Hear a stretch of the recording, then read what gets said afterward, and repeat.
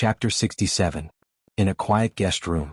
Soren slowly closed his eyes and began to sense the magic network, which was also known as the weave, by spellcasters. The weave was a formless energy field that existed in many parts of the universe. Its greatest use was to help spellcasters construct spell models, and then condense the energy of nature to form spell slots and store them. Once the spell slots were stored, all one needed to do was to activate them with words and actions, and they would be able to quickly draw energy from the surroundings to cast spells. The energy of nature itself was very violent and not easy to control. Without the weave, it would be much more difficult to cast spells. Another use of the weave was to limit the abilities of spellcasters, and prevent powerful spellcasters that even the gods feared from destroying the balance of order. It was a tool that helped spellcasters with insufficient talent to cast spells more easily, and it also prevented spellcasters with extraordinary talent from threatening the domain of the gods. All in all, the weave was a very important thing. Without it, the number of spellcasters in the world would decrease by 90%. The faith network of the gods was also connected to the weave, but it was located at the highest level of the weave. Divine spells were fed back from the power of faith. The weave helped spellcasters control energy, and normal spellcasters could access the surface of the weave. Meditation. This was the simplest way for a magus to sense the weave. It was no different from sitting in meditation, and there was no need for any particular posture. The key was to let go of one's body and mind, gradually forgetting about one's senses, and then extend one's consciousness to the energy in the outside world. Soren had directly skipped the initial accumulation period of meditation, which meant that he did not need to meditate for a long period of time like an acolyte before being able to access the surface of the weave. As his senses gradually expanded, Soren faintly touched a layer of formless energy field. It looked like a spider web formed by countless invisible lines, and the squares in between were the spell slots used by magi. These were the spell slots on the surface and could be used to cast rank 0 spells. The weave was only a channel to help with casting spells. The real power was in the mind of a magus, which was the spell model constructed in the mind. After successfully connecting to the weave, Soren stopped meditating. Meditation was not the main method for magi to increase their strength. Their true strength lay in the development of their brains. The greatest use of meditation was to help them understand the weave and then extend it to the most external energy. Upgrade wizard profession rank. Soren wasn't in a hurry to analyze the spell model. Instead, he began to level up his profession. A higher wizard's level would allow him to interact with the magic net, which would speed up his analysis of spell models. Wizards needed 50% more slaughter EXP to level up compared to other professions, and there was a 20% EXP penalty if it was a subclass. Leveling up to level 2 rogue only required 200 slaughter EXP, but leveling up to level 2 wizard required 300 EXP. Wizard profession raised to level 2. Received 22 INT 18 plus INT 18 to 10, asterisk 0. 5. Skill points, HP increased by 9, profession HP 4 plus, con 20 to 10, asterisk 0. 5. Obtained 1 free attribute point. The biggest advantage of subclasses was that they could receive additional free attribute points. The disadvantage was that it was very difficult to raise a profession to a higher level.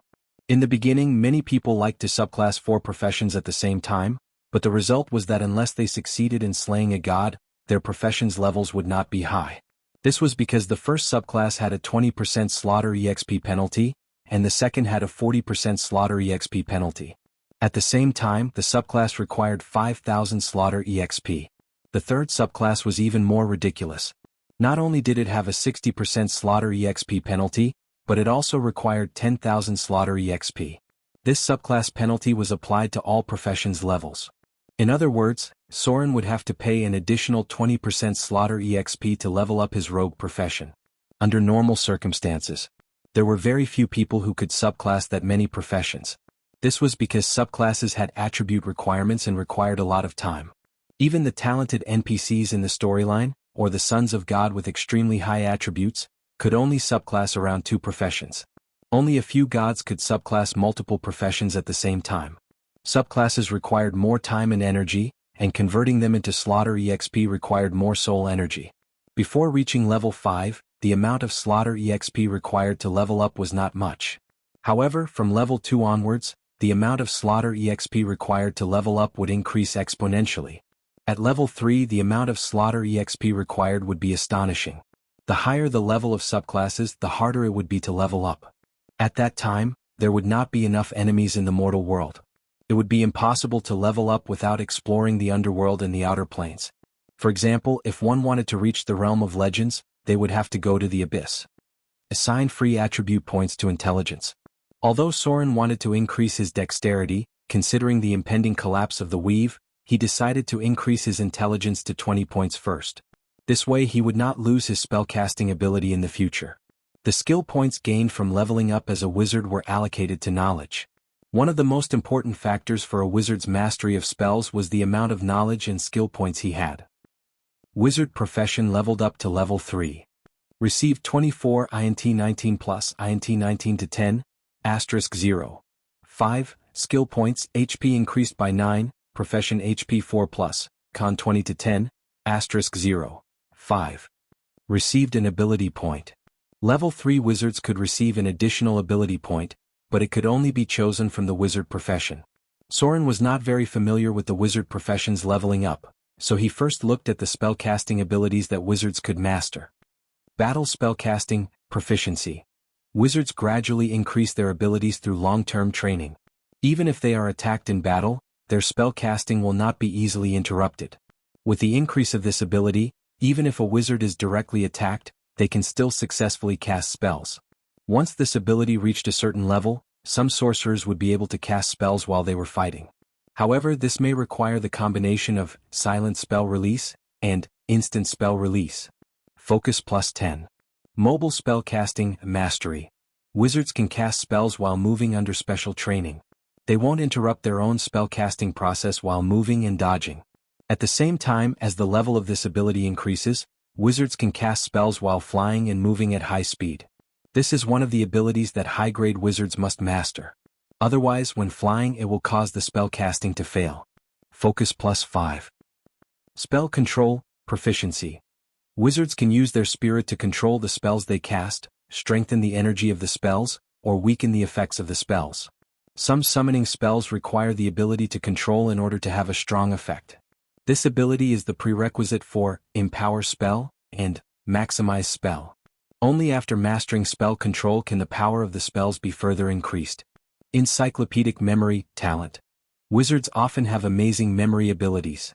This ability can further increase their memory ability, and at the same time, strengthen their understanding of various knowledge, gradually reaching the realm of understanding by analogy. This ability can strengthen the training effect of other abilities. If they master eidetic memory, at the same time they can further increase the speed of mastery. Knowledge plus 10. Maybe it was because of the personal ability, eidetic memory. This time there was an additional ability, encyclopedic memory, to choose from. Soren looked at the abilities that could be obtained and couldn't help but fall into deep thought. First of all, spell control was an ability that could be given up because he had already received the information about it. If nothing unexpected happened, he should be able to master it very quickly. Then there was the ability, spellcasting in battle. This ability was very powerful because wizards couldn't always cast spells from a distance. If they were attacked while casting spells, the chances of the spell being interrupted were very high. However, with this ability, the spell wouldn't be interrupted, and it could also passively increase the focus of one's basic skills by 10 points. Then there was the ability, mobile spellcasting. As the name suggested, it strengthened the ability to cast spells while moving. When casting a spell, it could be interrupted by an attack, and it could also fail while moving. This was especially true in the future when wizards learned high-speed movement spells, as well as higher-grade flying spells. Without this ability, the chances of failure were as high as 50%. Both of these were very important abilities. However, Soren's heart was obviously a little hesitant because he was more inclined towards encyclopedic memory. First of all, it could increase knowledge. Second, it could further strengthen memory and comprehension. The additional 10 points of knowledge were also very helpful in mastering spells. More importantly, it was a natural ability. This ability couldn't be learned through training, and Soren also knew that with this ability, as his knowledge increased, he could learn an additional ability. Encyclopedic ability, your knowledge has become more and more astonishing. You have an understanding of almost every field. As you accumulate more knowledge, you can comprehend most things by analogy. Your learning speed is several times faster than others. This is not only limited to knowledge but also a variety of combat skills. You know how to calculate the axis of a weapon's weight and use it to maximize its power. However, you don't only know these. With the accumulation of knowledge to your current level, you can directly transform it into real power. Knowledge plus 10. Prerequisite, have, encyclopedic memory, ability, 250 knowledge. Focus, basic skills. Your focus ability can be used in many ways. For example, the success rate of casting spells, the speed of entering the state of meditation, the effect of meditation, the success rate of copying scrolls, the success rate of making magic staffs and rare items, etc. More often than not, a focused person will gain more insight when they focus on something, even if it's learning combat skills. P.S. Focus also has a bonus effect on the warrior's training. Chapter 68. In the end, Soren decided to take the encyclopedic knowledge ability. The other 3 abilities could be learned through training, but the innate ability was very difficult to obtain through conventional means. Encyclopedic knowledge was a very useful ability.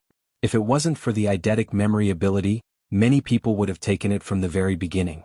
When Soren chose the new ability, the slaughter EXP cost had reached nearly 3,000 points.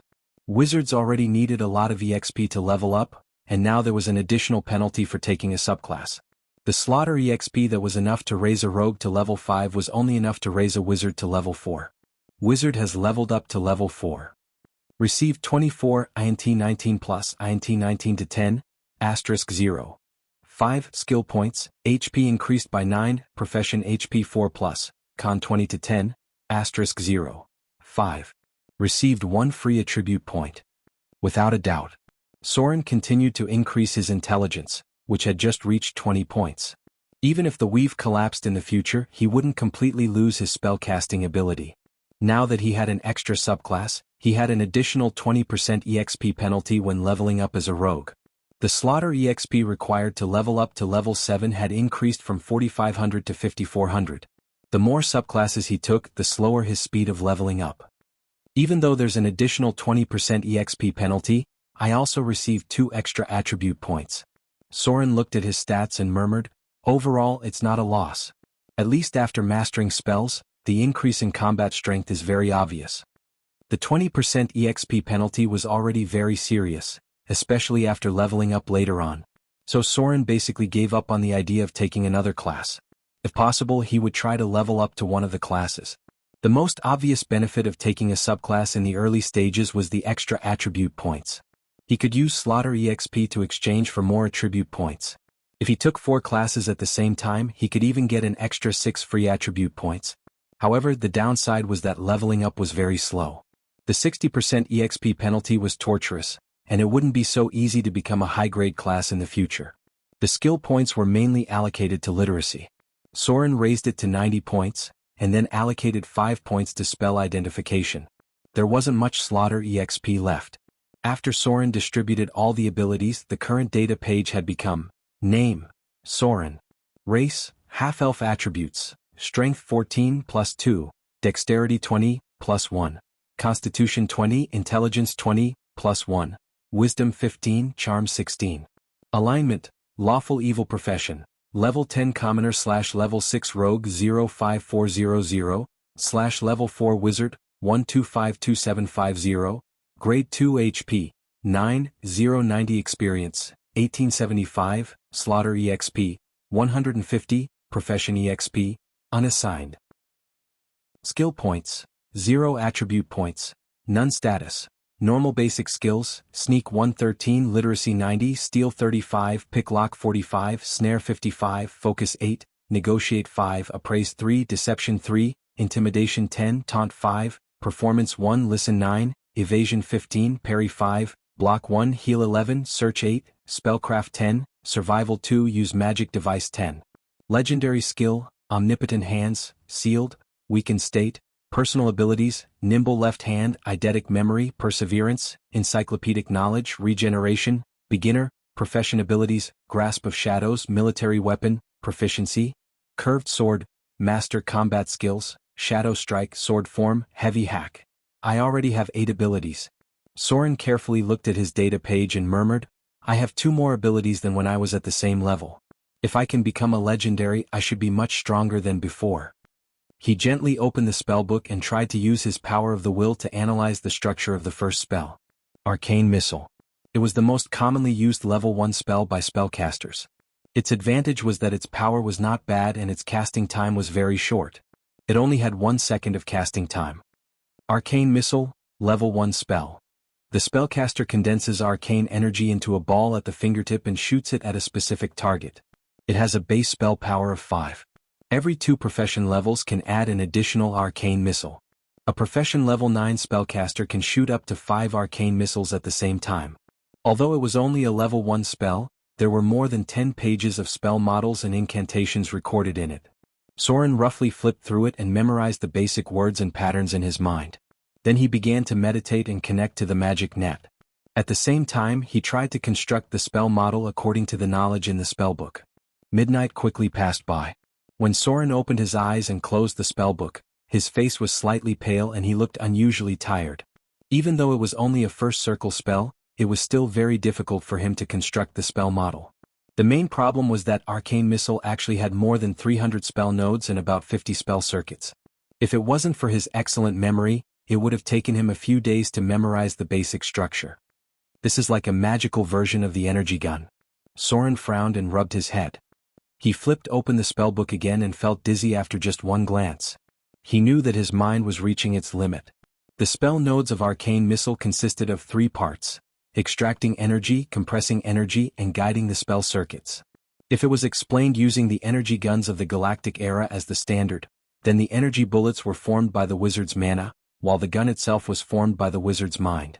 The target was guided by the spell circuits. It was a bit like an infrared ray aiming device. I've only completed less than a fifth of it. Soren roughly flipped through the spellbook and closed his eyes. If I want to master this level 1 spell, I'll need at least 5 more days. Even with my 20 points of intelligence, eidetic memory, and 90 points of knowledge, it still took me such a long time. Wouldn't other wizards need 1 or 2 months to master this level 1 spell? Actually, Soren was wrong. A normal wizard would need 3 months to master a level 1 spell. After graduating as an apprentice, it would take about 3 months to master the first level 1 spell. There were very few wizards, and even fewer of them would choose to venture out into the outside world. A large number of wizards would be stuck at the door of grade 3 for their entire lives. They would never be able to cross the threshold and become a high-grade spellcaster. The night was getting darker. Soren was resting on his bed. Maybe it was because his mind was overdrawn, but he couldn't fall asleep no matter how hard he tried. It was like trying to memorize a super long academic paper. Although he tried his best to memorize a lot of it, he still felt dizzy and sleepy when he laid on his bed. Overuse of the brain. This was Soren's first reaction. He tried to meditate to alleviate this situation, but the effect was not obvious. On the contrary, he couldn't meditate because of his exhaustion. In the end, he could only close his eyes and wait. After a long time, he finally fell asleep. The next day, by the time Soren woke up, it was already noon. For the first time, his biological clock didn't wake him up. It wasn't until the owner of the inn knocked on his door that Soren got up in a daze. He had overslept today. Fortunately, his mind had recovered well, and he didn't feel as dizzy as he did yesterday. The speed of a spellcaster's improvement couldn't be compared to that of a melee wizard. Although Soren had used Slaughter EXP to become a level 4 wizard, he still hadn't mastered a single spell yet. He hurriedly ate something in the inn, then rushed back to Whiterun.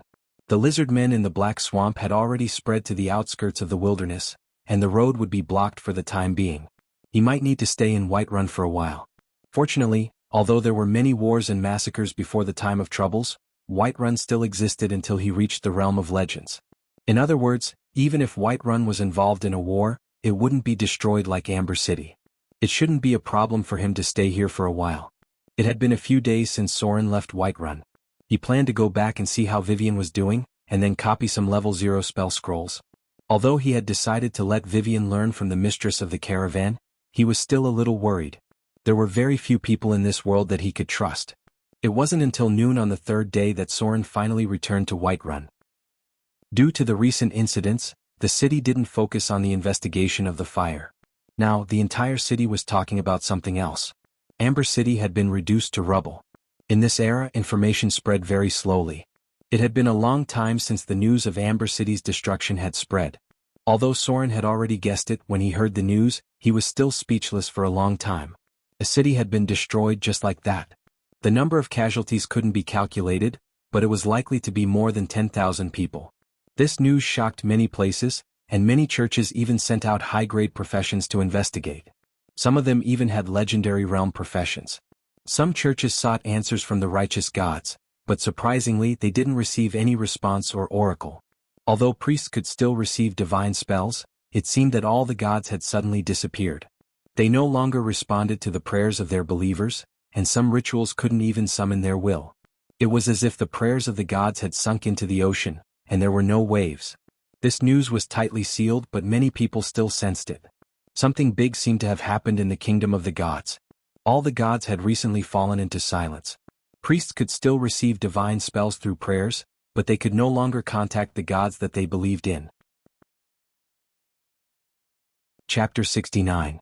There was a sense of panic in Whiterun. After the news of Amber City's destruction spread, there was another piece of news that was spreading around.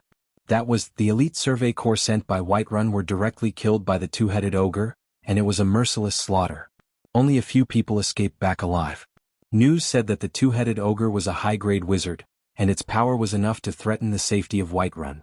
The strength of a class holder would not be written on their face. If the ogre did not use its full power, it would be a test of one's eyesight. The two-headed ogre had the ability, multicasting.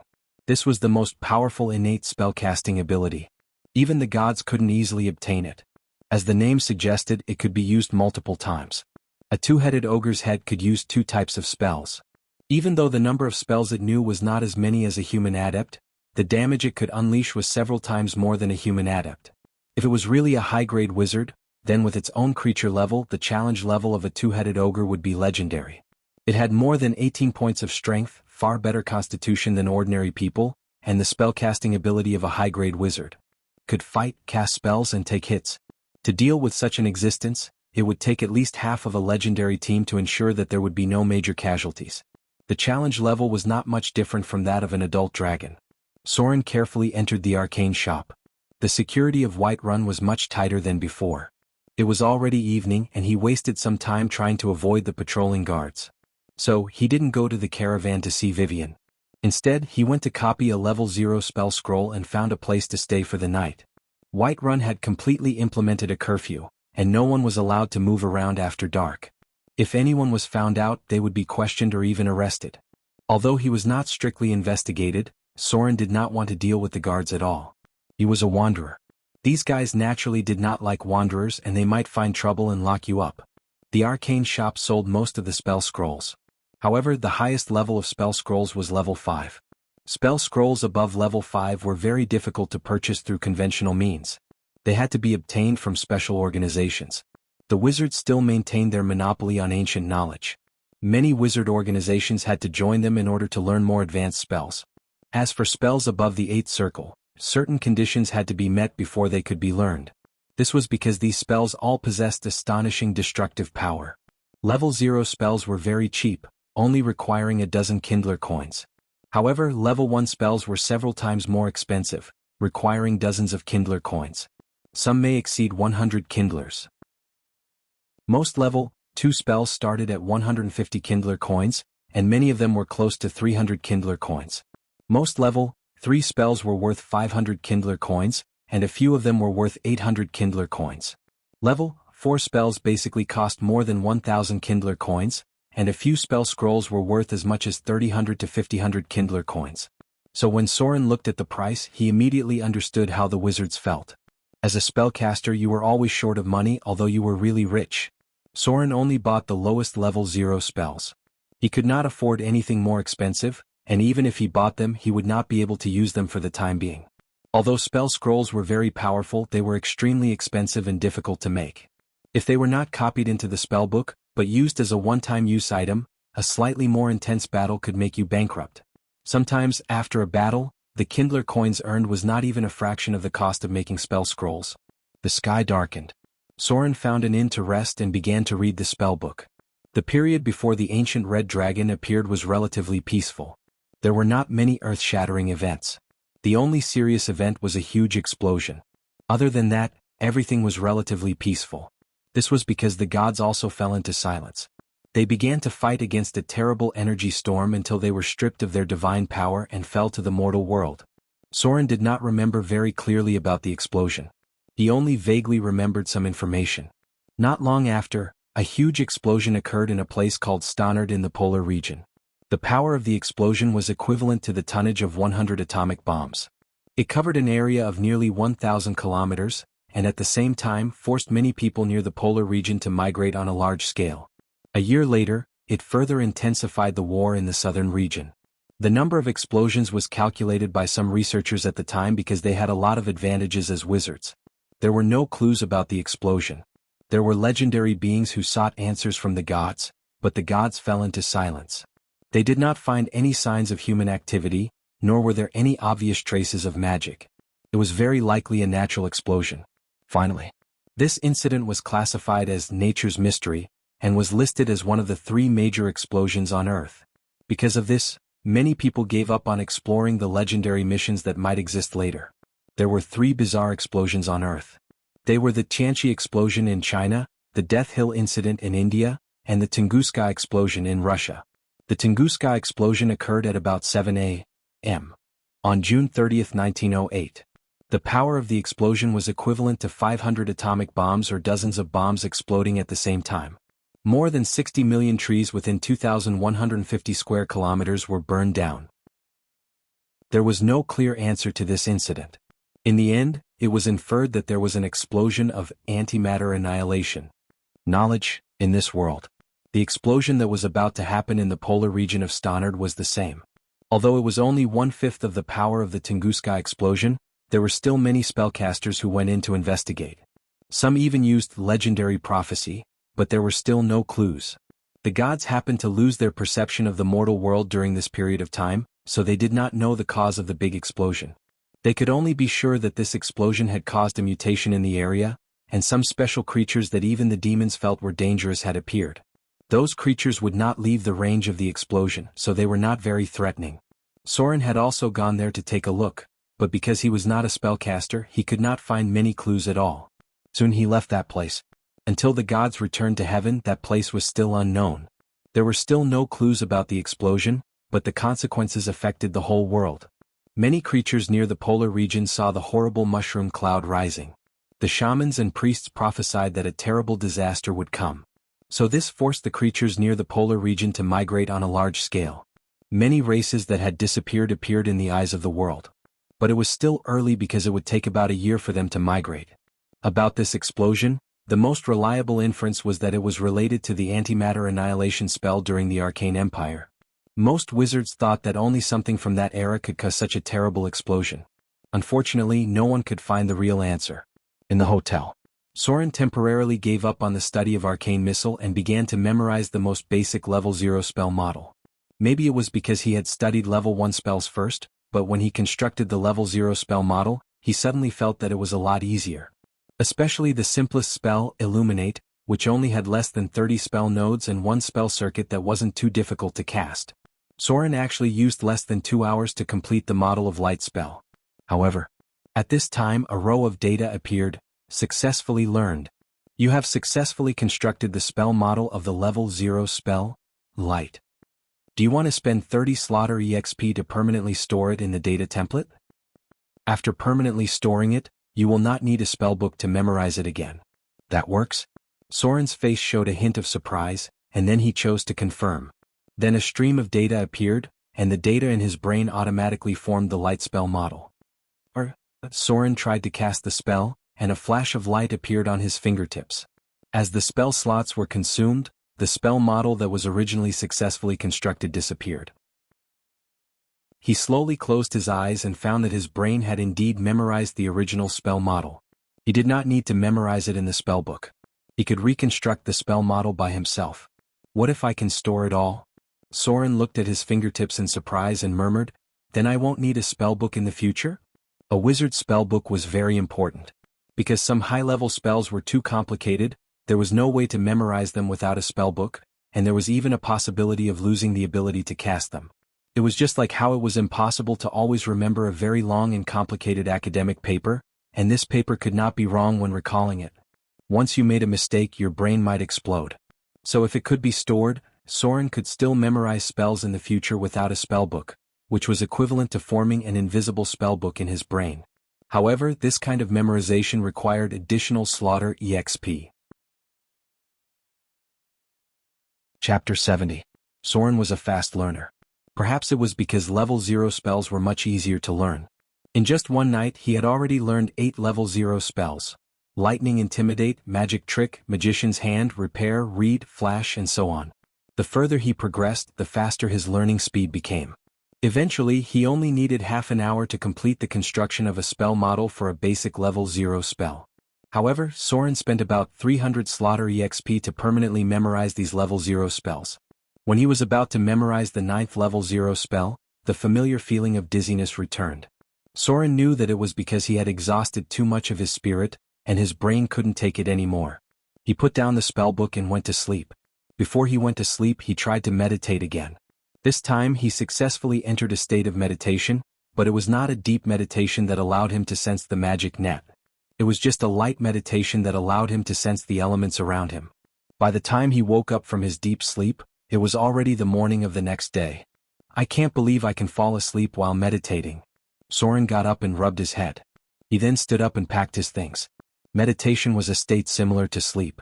High-grade wizards could use it to replace sleep.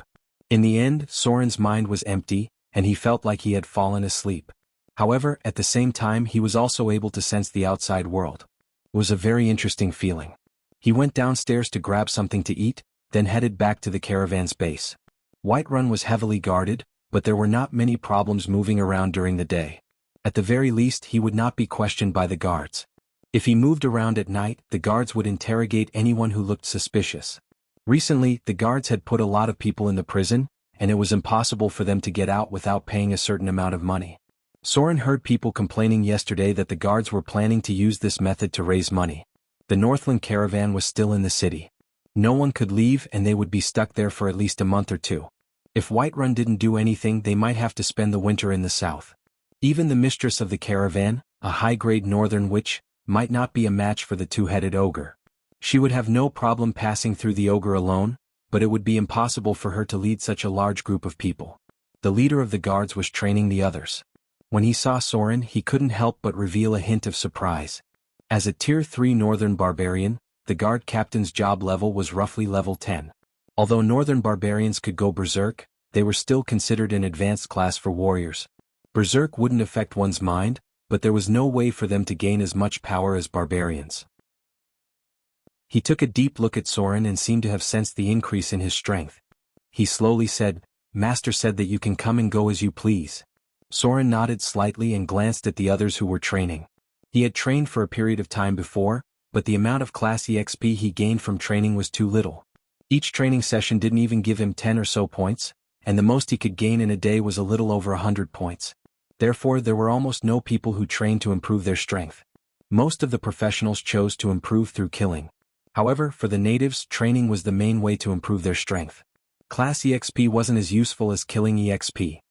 Soren pushed the door open and walked in. There was a maid cleaning the hall. She glanced at him and brought him to the living room on the side.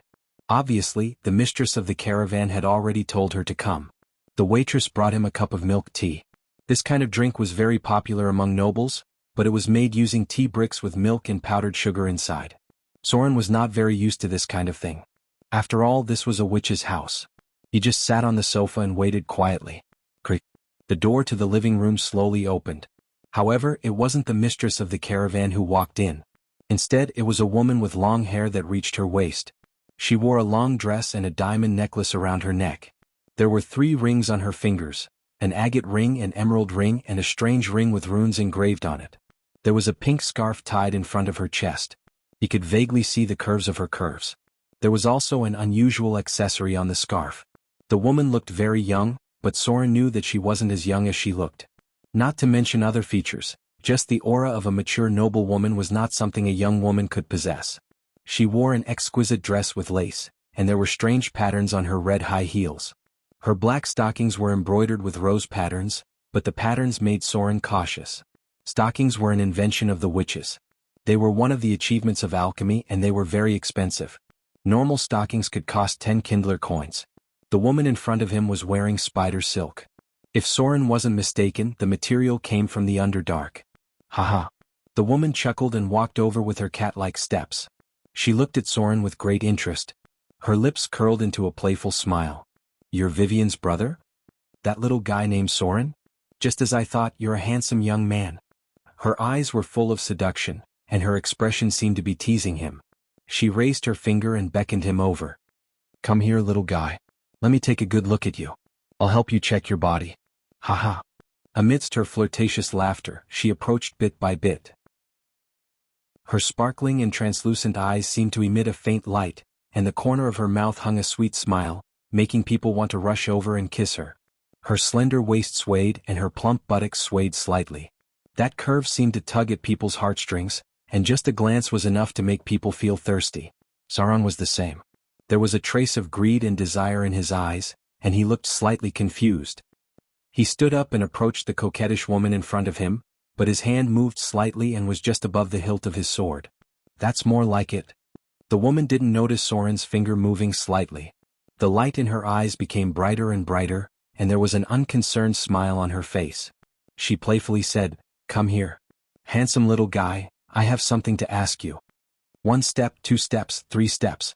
The distance between them was getting closer and closer. Soren's eyes suddenly became clear.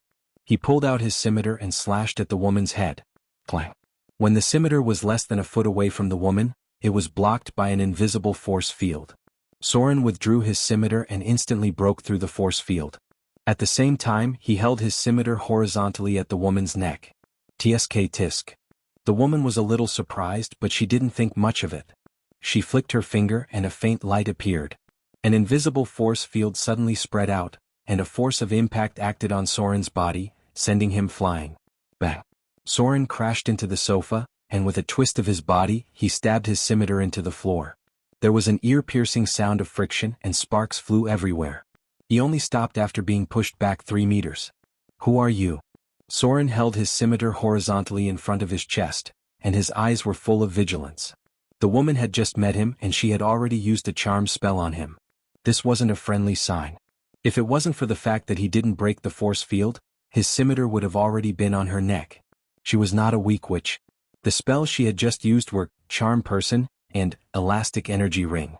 The woman looked at him curiously, then curled her lips and said, You're quite strong-willed.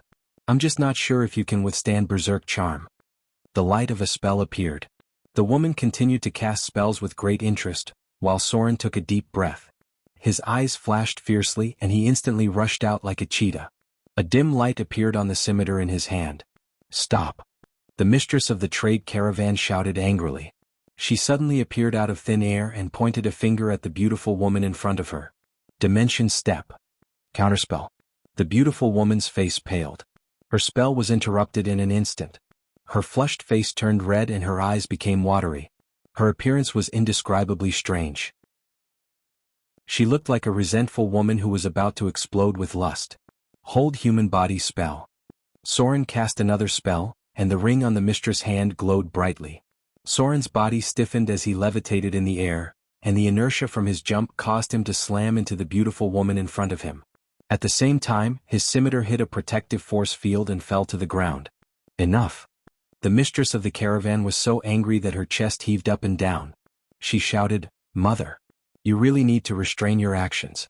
This is my territory, and I'm sure you still remember how to show respect to a high-grade witch. Good girl. The woman's voice was so sweet that it sounded like she was about to drip water. The blush on her face faded a little and she said like a little girl who had been wronged, I was just saying hello to him. The mistress of the caravan's face turned pale and she shouted, Do you need to use a charm spell to say hello? Mother. Your behavior is getting more and more out of line with your position. I think you should really reflect on it. Otherwise, the council will definitely imprison you. Labyrinth. The woman's expression changed drastically and she said in shock, Good girl.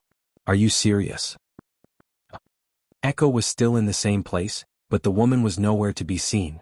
She had been teleported into a different dimension of the labyrinth. The mistress of the caravan took a deep breath and calmed herself down. She then looked at Soren and waved her hand to dispel the spell. I'm sorry. Vivian is in the lab at the back. Come with me. Without giving Soren a chance to ask questions or explain herself, the mistress of the caravan waved her hand, and the broken things in the room floated into the air. She then snapped her fingers and everything began to repair itself. Soon, the messy living room was restored to its original tidy state. Mage hand. Repair. Soren was silent for a moment, then he picked up his scimitar and followed the mistress of the caravan. His face was expressionless. The mistress of the caravan was much more powerful than he had expected.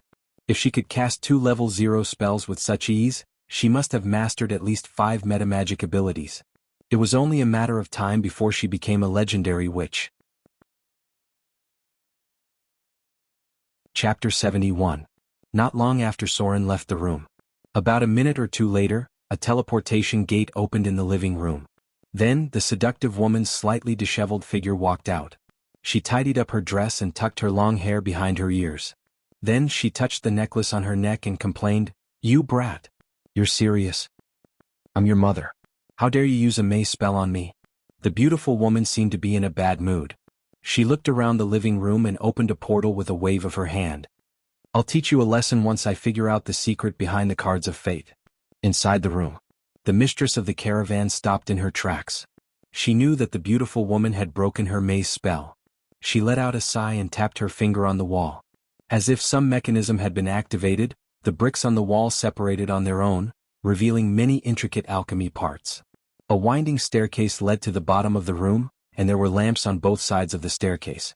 As they walked down the stairs, they saw a huge laboratory. It seemed to be even bigger than the house. There were rows of bookshelves at the side of the room. They were 5 to 6 meters tall and 10 meters wide. There were hundreds of books on each shelf. There was also a small ladder at the side. It seemed like it was specially prepared for someone. After all, wizards didn't need ladders. A simple magician's hand was enough to get the books they wanted. Vivian is reading. I cast a soundproof spell to prevent her from disturbing her. Gloria turned around and looked at Soren. She tapped on the wall and an invisible energy screen disappeared. She then pushed the door open and entered the room. Soren looked around curiously. In addition to a large number of books, there were also many alchemy instruments and various bottles and jars. There were many powdered materials that he could not recognize at all. The only thing he was familiar with was the distillation and purification device. He used it a lot when he was a thief, mainly to purify the toxins of potions. Vivian's small figure was sitting in front of a desk. There were all kinds of books piled up at her feet, almost as tall as her. The little girl held a quill in her hand and was drawing something on a piece of white paper. There was a large paper basket below, which was already filled with many densely written balls of paper. The little girl's expression was so serious that she did not hear the footsteps of the two people. She tilted her head and flipped through the book quickly. From time to time, she would jot down something as if she found it difficult to understand. She unconsciously put the quill in her mouth and bit it. When she came back to her senses, she quickly spat it out. Vivian. A rare smile appeared on Gloria's face. She raised her hand and waved. Soren is back. If there's anything you don't understand, you can think about it tomorrow. Big brother? The little girl turned around with a surprised expression on her face. She then jumped onto Soren's body. Soren, who was usually expressionless, smiled. He reached out his hand and stroked the little girl's long hair. He then lifted her up and kissed her on the forehead. Perhaps it was because he had been living a good life, but Soren felt that the little girl was heavier than before. She didn't feel so light when he carried her. He couldn't help but look at the mistress of the caravan with gratitude. It was hard to let an 8-year-old girl wander around with him. If he didn't know what was going to happen in the future, he would have let Vivian learn from her. Unfortunately, even if she were to become a legend, she would only be able to protect herself. Vivian was wearing a beautiful princess dress. Her silky hair was tied up with a pink ribbon, and there was an exquisite needle pinned to her chest. It didn't seem to be an ordinary accessory. Magic research could be dangerous sometimes, so it was necessary to prepare a protective item for emergencies. Vivian was still wearing the moccasins Soren bought for her. She kissed Soren on the cheek and giggled. She hugged Soren's neck and hung on to him like a cute koala bear. Go. Gloria smiled and said softly, she seems to have a lot to say to you. It's quiet in the backyard. No one will disturb you. The little girl jumped down from Soren's body, then grabbed his hand and walked out. As she walked, she said, Brother? Where have you been for the past few days? I was worried about you. Soren let the little girl lead him to the backyard. It was a spacious yard. Beautiful maple trees were planted on all sides. There were benches and swings under the shade of the trees. The swings seemed to have been installed recently. The walls were covered with creepers and there was a flower bed in the corner. Beautiful violets were planted there, and the leaves were falling in the wind. It looked like a bleak autumn wind. The little girl sat on the swing and Soren took the initiative to swing it. Ah! Vivian laughed happily. She sat a little further inside and pointed at the seat next to her, indicating that Soren should sit there as well. The two sat on the swing for a while and talked for a while. Then the little girl pulled Soren to the bench. She first let him sit down, then her whole body curled up in his arms. She rested her little head on Soren's knee and whispered, "Big brother, I've learned a lot of spells. But some of them are very difficult. I used to think that all I needed to do was to chant the incantation. But I didn't expect to learn so many things. Sister Gloria taught me magic in the morning, geography in the afternoon, alchemy in the afternoon, religion in addition to alchemy in the afternoon. At first I fell asleep while reading, but I got used to it. Some of the things are quite interesting. Sister Gloria said that I would become very powerful if I learned them." Vivian also wants to become powerful. Sister Gloria is a very nice person. She would tell me stories at night before I go to bed. But sometimes the stories are very complicated and I don't understand some of them. Recently she told me the story of the princess and the dragon. The etiquette of the nobles in the story is very complicated. Sometimes I would fall asleep while listening to the story. But the princess still hasn't been taken away by the dragon. Sometimes she would teach me poetry. Alright, she also bought me a 7-string zither. Music is really hard to learn. Sister Gloria's music is very nice, but mine isn't. The little girl seemed a little dejected. She snuggled into Soren's arms and continued, "I really don't understand. I didn't know that wizards had to learn so many things. I always thought that all a wizard had to do was chant an incantation and point a finger in front of them to release a spell. Sister Gloria has been teaching me how to memorize spell models quickly. I don't know what spell models are, but those little dots of light are easier to remember. Sure enough, it's easier to memorize with pictures. Those words are so troublesome." Vivian laid on Soren's knees and continued to mumble. She started off by talking about things she had learned, such as astronomy, geography, astrology, religion, and so on. Soren couldn't help but frown. Then she started to talk about all kinds of terms that even Soren didn't understand. God knows how many things the mistress of the caravan had taught her. Some of the terms used by wizards were something that even Soren didn't understand. But Vivian must have learned how to read. Her learning speed was much faster than normal people. He didn't interrupt her and just kept patting Vivian's back gently. The little girl closed her eyes comfortably, and her voice was much softer, as if she was mumbling in a daze. She talked about what had happened recently, what she had eaten, what new things she had seen, and so on. In the end, the little girl's breathing became even, and her mumbling turned into mindless murmurs. Then she really did fall asleep, and it was a very sweet sleep. Saliva dripped down from the corner of her mouth onto Soren's knees. "Silly girl." Soren gently patted her back and covered the little girl with his jacket. Autumn was already in full swing. Although the afternoon sun was very warm, there was still a hint of coolness when the breeze blew. If he didn't take the initiative to talk about it, Vivian rarely asked him what he was doing. She just liked to tell him about her life. Time passed quietly. Soren also felt a little sleepy. He put his hand on the little girl's back and slowly closed his eyes. The autumn sun was very nice. It was very warm to lie on the bench and bask in the sun. Soren closed his eyes and pretended to take a nap.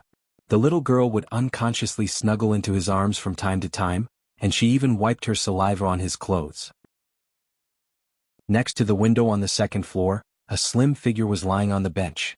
She was reading a book and looking down from time to time. Perhaps she was affected by the atmosphere, and she also closed her eyes gently. It was a peaceful little world down there, and no one should disturb it. Chapter 72. In a small, inconspicuous courtyard. Soren was practicing with his curved sword. It had been 2 days since he returned to Whiterun, and it was a peaceful time. During the day he would read books and practice the White Raven sword style, and at night he would study spell models. Currently he had mastered 10 level 0 spells. There were hundreds of low-level cantrips, and he could only pick the ones that were useful to him. His research on the level 1 spell Arcane Missile had also reached 80%. If all went well, he would be able to master his first official spell by tonight. As his research progressed faster and faster, his understanding of spell models also gradually increased. Many spell models were similar. High-level spells often contained lower-level spell models. For example, the level 2 spell, Acid Arrow, had a complicated spell model with hundreds of thousands of spell nodes. However, many of its internal structures overlapped with the level 0 spell, acid splash. The same was true for Soren's arcane missile. In the future, if he were to learn the level 4 spell, Secondary Missile Storm, he would be able to transfer the spell model of arcane missile into it and greatly reduce the learning time. Arcane missile could fire up to 5 energy missiles at once, and Secondary Missile Storm could fire up to 15 to 25 energy missiles at once. The more he studied, the easier it became to understand the structure of spell models. However, learning the White Ravensword style was not fast enough. It would take a long time for him to master a mid-level combat skill like this. Normally, it would take at least 3 to 5 years for one to master the White Ravensword style. Thus, even though Soren was talented, he had only learned a few techniques in the past few days. He was far from being proficient in it. There were not many shortcuts in combat skill training. Back then, it took him a long time to learn sword form, cross slash. At noon, he would go to the caravan's base to accompany Vivian. The autumn afternoon sun was very warm. The two of them would lean against each other and bask in the sun. The little girl would often fall asleep on top of him. She was still growing, and because of the heavy workload, she was quite sleepy. If there was something new, the little girl would lie on his lap and talk to him about what she had learned and what had happened today. In the end, she would unknowingly fall asleep. Learning spells was actually a very boring thing. Gloria obviously wanted to cultivate the little girl into a versatile spellcaster. Otherwise, she wouldn't have taught her so much knowledge outside of spells. As for Vivian's innate talent, Soren finally understood a little. She was even better than him. She only needed to read and memorize something once to understand most of it. He could be said to be a true genius. If it wasn't for the fact that Soren didn't have any special bloodline talent, he would have suspected that Vivian was the child of God. Or rather, they were the descendants of the Son of God. However, this thought was quickly rejected by him. Most of the children of God had divine power, and Vivian did not have even a trace of divine power. Therefore, she should be a 1 in a million spellcasting genius.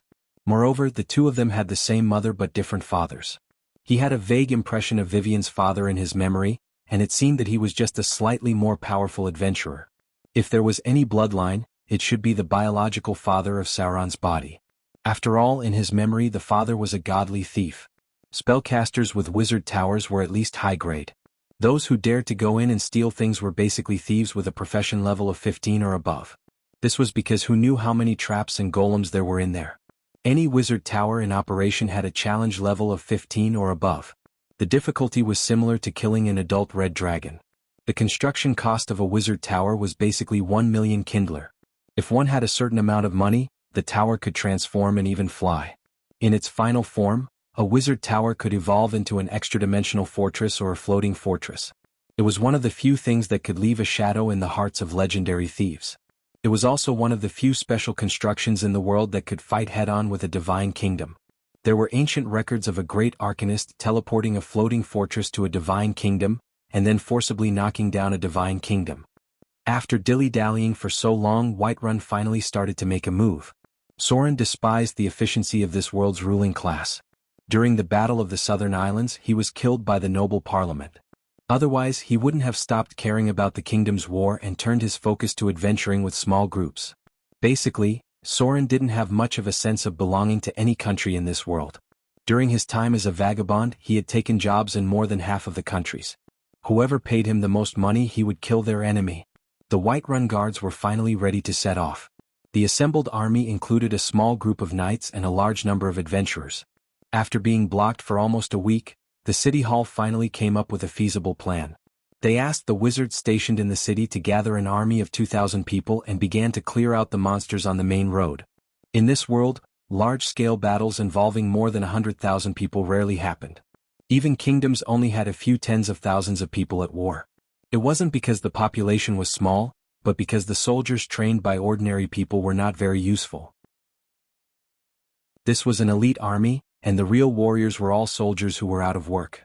The population of Whiterun was more than 500,000, but only about 5,000 people were stationed in the city. These people were all regular soldiers who spent more than half of their time training every year. Most of the soldiers in the army were advanced warriors, but most of them were below level 5. Only those who had been on the battlefield could break through to level 5 and above. Soren also prepared to move with them. Slaughter EXP was never enough. With such an opportunity to move with the team, he naturally wanted to find a way to get more EXP. Midnight? Soren finally learned his first level 1 spell and gained an extra 100 Profession EXP. Wizards could gain Profession EXP by learning official spells, but the amount was not much. Level 1 spells only gave 100 EXP, Level 2 spells gave 200 EXP, Level 3 spells gave 400 EXP, and Level 4 spells gave 800 EXP. Starting from Level 5 spells, the amount of Profession EXP gained was considerable. A Level 5 spell gave 1600 EXP. Level 6 spells gave 3200 EXP, Level 7 spells gave 6400 EXP, and Level 8 spells gave 12,800 EXP. He did not know how many Level 9 spells he could get, but it should be quite a lot. From this point of view, it seemed like it would not be difficult for wizards to level up, but the problem was that wizards were very slow at learning spells. High-level spells could easily take 1 or 2 months to learn, which meant that the amount of EXP they could get was not as much as other wizards. Moreover, these spells were not cheap. The higher the level of the spell, the harder it was to obtain them. Finally, it's done. After successfully constructing the spell model of Arcane Missile, Soren immediately began to memorize the spell. He was now a level 4 wizard with 3 level 1 spell slots. At the same time, he also had a low-grade wizard ring that could give him an additional level 1 spell slot. This meant that he could now memorize 4 level 1 spells, although the only spell he could remember was Arcane Missile. It did not take long for him to memorize the spell. It only took Soren about 2 hours to memorize the spell and construct the spell model of Arcane Missile from the 4 spell slots formed after contacting the magic net. Item type: low-level wizard ring. Item grade: rare, grade 1. Item description: a wizard ring enchanted with special materials. It can help the caster store additional spell slots. Requirements: none. Effect: increases 1 level 1 spell slot. The most expensive rare grade rings were the wizard rings that increase spell slots. This was because they could flexibly store different types of spells. The second most expensive was the single type enchanted ring, which could be charged with a corresponding spell. For example, Soren's Withered Wood Staff +1 had a level 1 divine spell, Entanglement, that could be charged up 3 times. After it was used up, it would need a corresponding profession to repair it. High-level items could be charged by themselves and could only be used a certain number of times per day. However, the price and materials needed to make them were very expensive. Item type: Withered Wood Staff +1. Item grade: rare, grade 1. Item description: a special wooden staff enchanted with divine spells. It can cast additional droll spells. The green leaf on it is full of vitality. Requirements: none. Effect: can cast level 1 divine spell, Entanglement, 23 times. The memorization was complete. Soren stood up impatiently and walked out of the room. He needed to test the power of the arcane missile. He first took out a wooden board about 3 centimeters thick, then a piece of iron about 0.5 centimeters thick. It was his habit to test his strength before a battle. Ozir. The casting time of the arcane missile was very short, only 1 second. The incantation was 3 interlaced syllables. As Soren pointed forward, 2 arcane missiles the size of ping-pong balls appeared and landed on the wooden board in front of him. The speed of the spells was very fast. Although it was possible to successfully dodge the spells, one needed to predict the position of the enemy before they could shoot. It was like dodging a bullet. One needed to predict the direction of the enemy's shooting. The speed of the arcane missile was similar to that of a normal bullet. The possibility of dodging the spell after it was cast was very low. If one wanted to dodge it, one had to prepare before the enemy started casting the spell. This was because the arcane missile would only hit the first target it touched. Many spells were like this. Even the famous Disintegrate and Finger of Death would only be used on the first target it touched. Soren had a hamster with him for a while. He usually kept it as a pet. When he saw the red light of Finger of Death, he would directly throw it out. If he was lucky, he could block the spell. If he was unlucky, he could only rely on his constitution to resist the instant death test. Since he didn't master spell control, the arcane missile flew in a straight line. The 3 centimeters thick wooden board was directly hit by the missile. The 2 missiles hit the same spot. However, when Soren released the second spell, the arcane missile only made a dent in the iron board.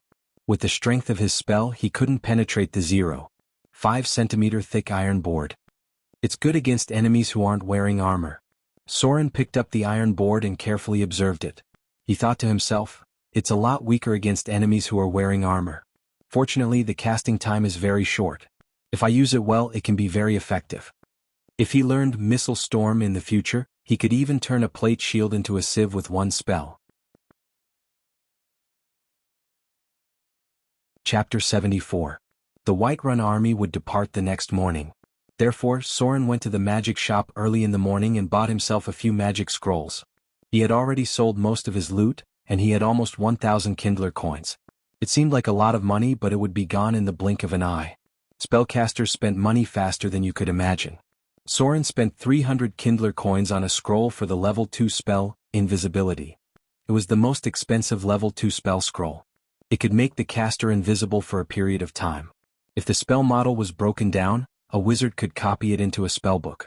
A rogue's stealth ability could be stacked with invisibility.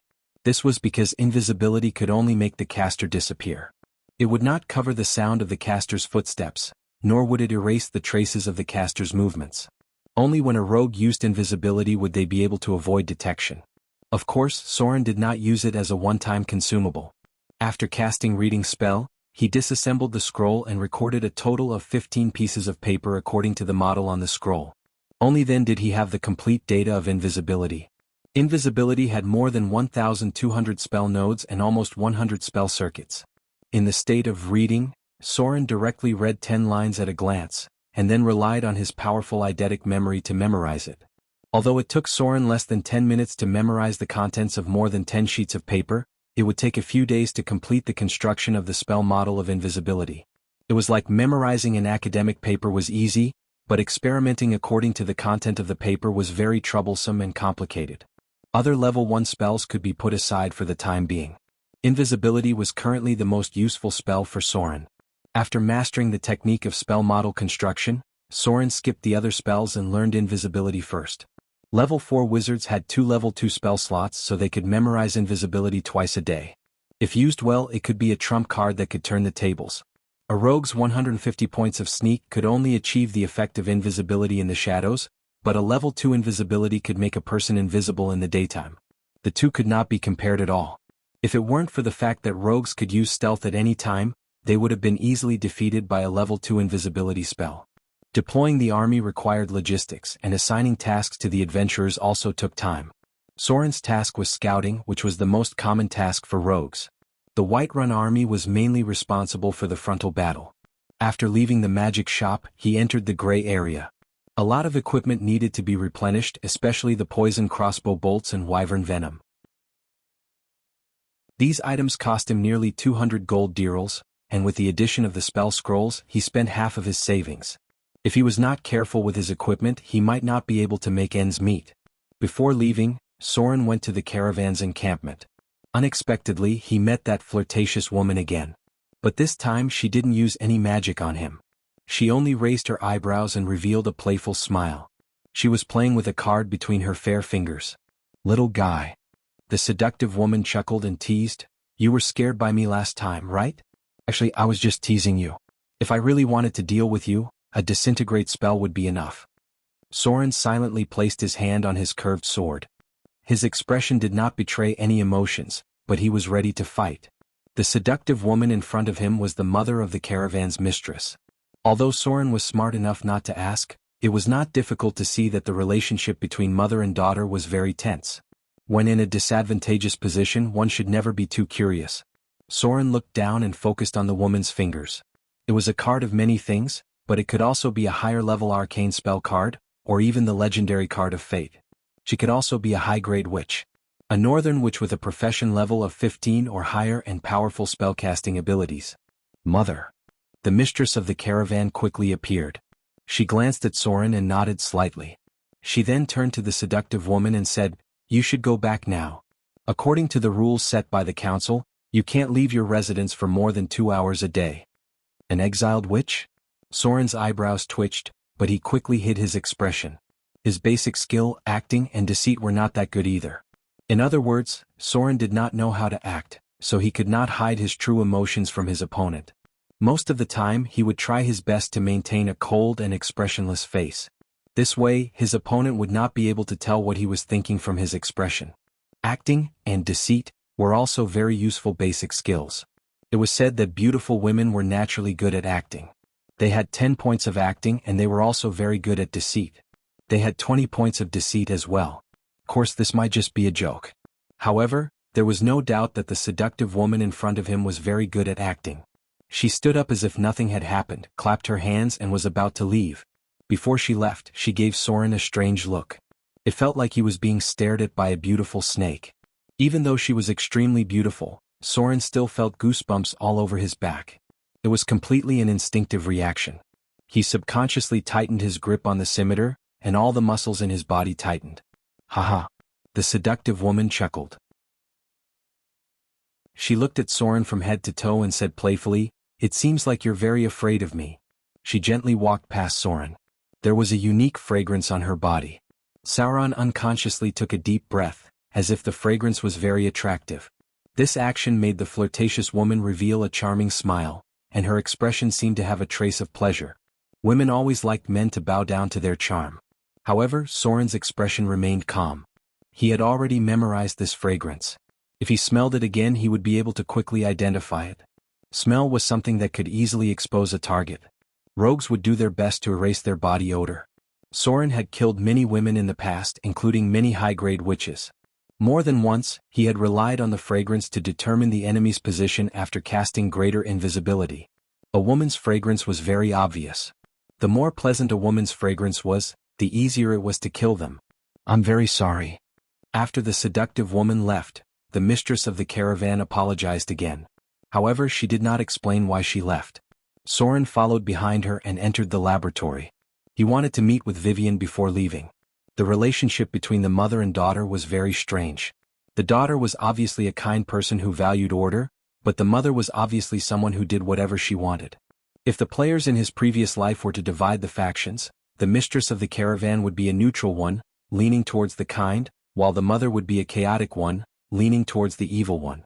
In his previous life, it was very common for players to shift their factions. This was because every faction had a statistical value of 50 points. For example, a neutral faction with 1 point would lean towards the kind, while a neutral faction with 50 points would lean towards the evil faction. However, as long as it was within this range, it was still considered a neutral faction. If a player did something good or bad, it was very likely that they would shift their faction to the kind or evil faction. Of course, it was very rare for the NPCs to shift their factions. Most of the time, it was the players who shifted their factions. This shift was not only about the kind and evil faction, but also the way a player behaved. It could shift from the kind of faction to the kind of neutral faction, or vice versa. Human behavior was very changeable. There was probably no other race in the world that shifted their factions more often than the human race. It was not one's thoughts that determined one's faction. This was because everyone had evil thoughts in their minds, even the noble paladins. The key was whether or not you put these thoughts into action. People who were in the evil faction always carried a lot of evil thoughts and resentment. In this world where supernatural abilities were very common, these things could be seen through spells. Similarly, people who were kind would be appreciated. This was also a weak power of faith that could be used on certain spells. This was why paladins liked to use Detect Evil on people, even though it was the most annoying thing to do. Soren hated them. Sometimes he really wanted to chop these blockheads to death when he met them. Evening. Soren left the caravan's base. The Whiterun army would depart tomorrow, and he still needed to prepare. This was because the upcoming battle would not be easy. P.S. Lawyers are the most likely profession to shift to the side of evil. This is because if they help a bad person escape the punishment of the law, the consequences will affect the entire order. They can use loopholes in the law to do evil, which is much more serious than simply killing 1 or 2 people. Just like the first old woman who no one dared to help, although she only blackmailed a kind-hearted young man, the impact of her actions would affect the entire world. Of course, in the real world she would not be punished with death. However, in this supernatural world, resentment and evil thoughts would cause her to shift to the side of evil. This was because she caused the morality of the entire world to drop. Even if such a person did not commit murder or arson, a paladin would still kill her if they saw her. The saying that one's faction should do what one's faction should do was laughable. This was because how could you judge a child's faction? The faction aura that appeared from spells was a reflection of one's actions toward the world. Did one's actions make the world more kind and beautiful, or did they make the world more evil and depraved? Were one maintaining the order of the world or spreading chaos? Demons were the representatives of evil. They had all kinds of evil purposes, but they would not kill or set fires for no reason. They liked to enslave but did not like to slaughter. This was why senior demons ruled hell with an iron fist and cruel means. They also attached great importance to contracts.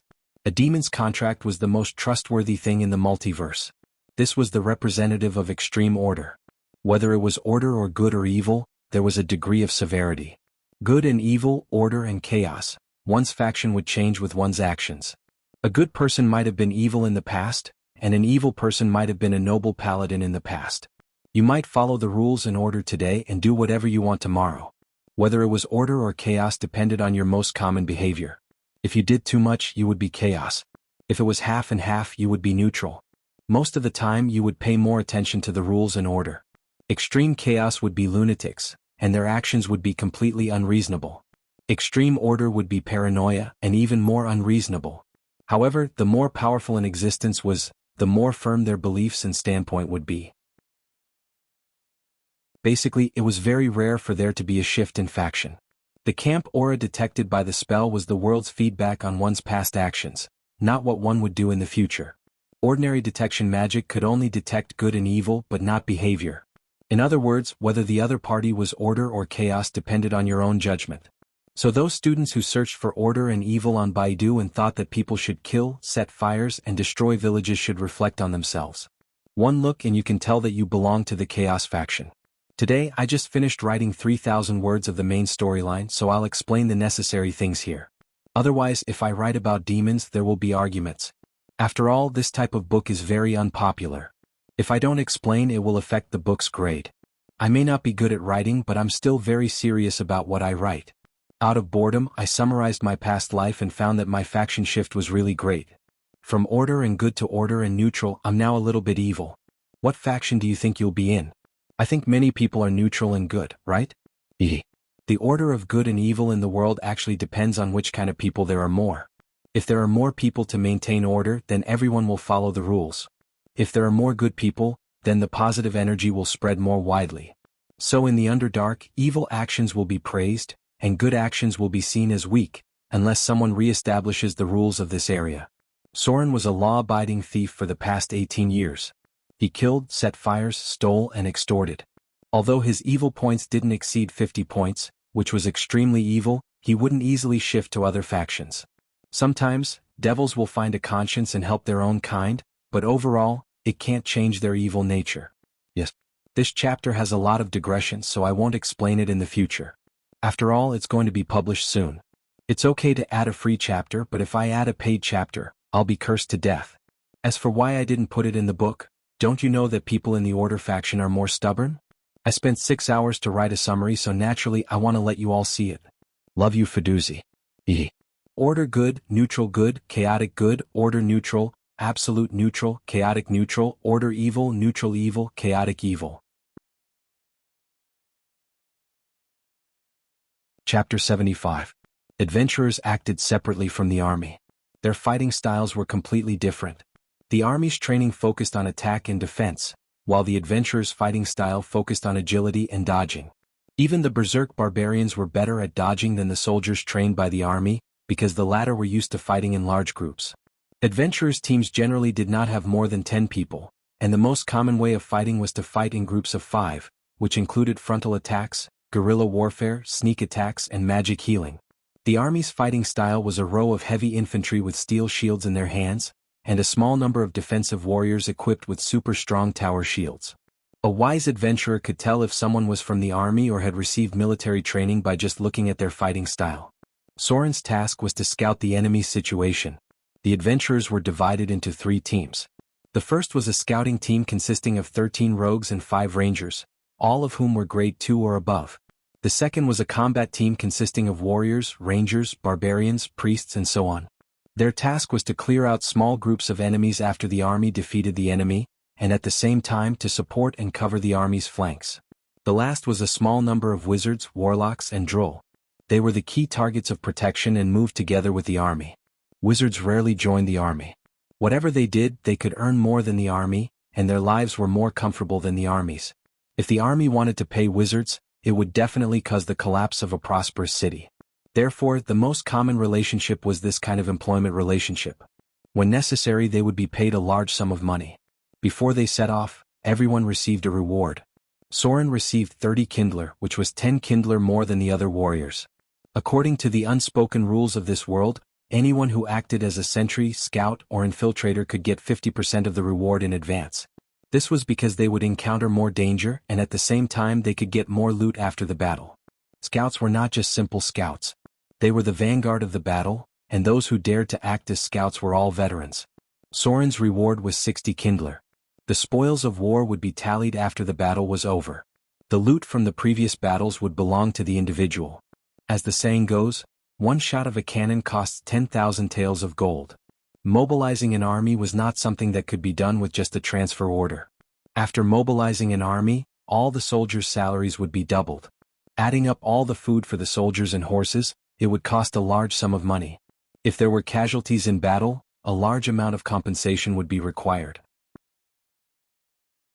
Although it was not like adventurers who had to pay dozens or hundreds of gold dirhams at once, the total cost was still quite shocking. On the day of the army's departure, the citizens of Whiterun were in high spirits. Many merchants volunteered to donate some goods to the army, and some even asked the guards to tag along. The 2,000-strong army was even more imposing than the 10,000-strong army that Soren remembered. The 1,000-strong city guards were all equipped with iron scale armor, shields, short swords, helmets, and crossbows. The 500 heavy infantrymen were fully equipped with chainmail and half-body armor. They were all equipped with steel shields, iron helmets, refined weapons, and heavy crossbows that could fire 2 shots consecutively. The last 500 soldiers were the best of the best. Among them were the heavy infantrymen who were fully covered in plate armor. Only their eyes were exposed and their arms were equipped with fish-scale gauntlets. These heavy infantrymen were equipped with complicated equipment. Some of them had two-handed épées, some had sword and shield combinations, and some even carried crossbows with them. Then there were the noble citizen warriors, honorary citizens, and knights. They were equipped with armored horses, knight armor, knight pikes, small steel shields, and refined crossbows. Every knight was accompanied by 1 or 2 knight squires. They were equipped with the same equipment as the heavy infantrymen. Usually they would fight alongside the knights, and when the enemy was charging, they would follow behind the knights and deal the final blow. To be honest, in this world even the light infantrymen were equipped according to the standards of heavy infantrymen in the Middle Ages. Furthermore, the chances of the army being equipped with crossbows were very high. They were all specially trained to use crossbows. A regular army squad's equipment and firepower were shocking.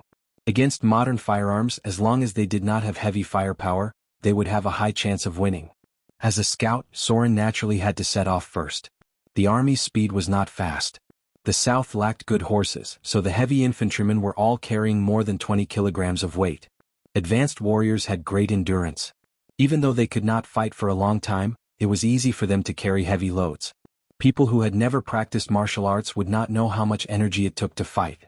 They would often think that it was easy for them to fight for half an hour or even an hour. This was a very speechless way of thinking.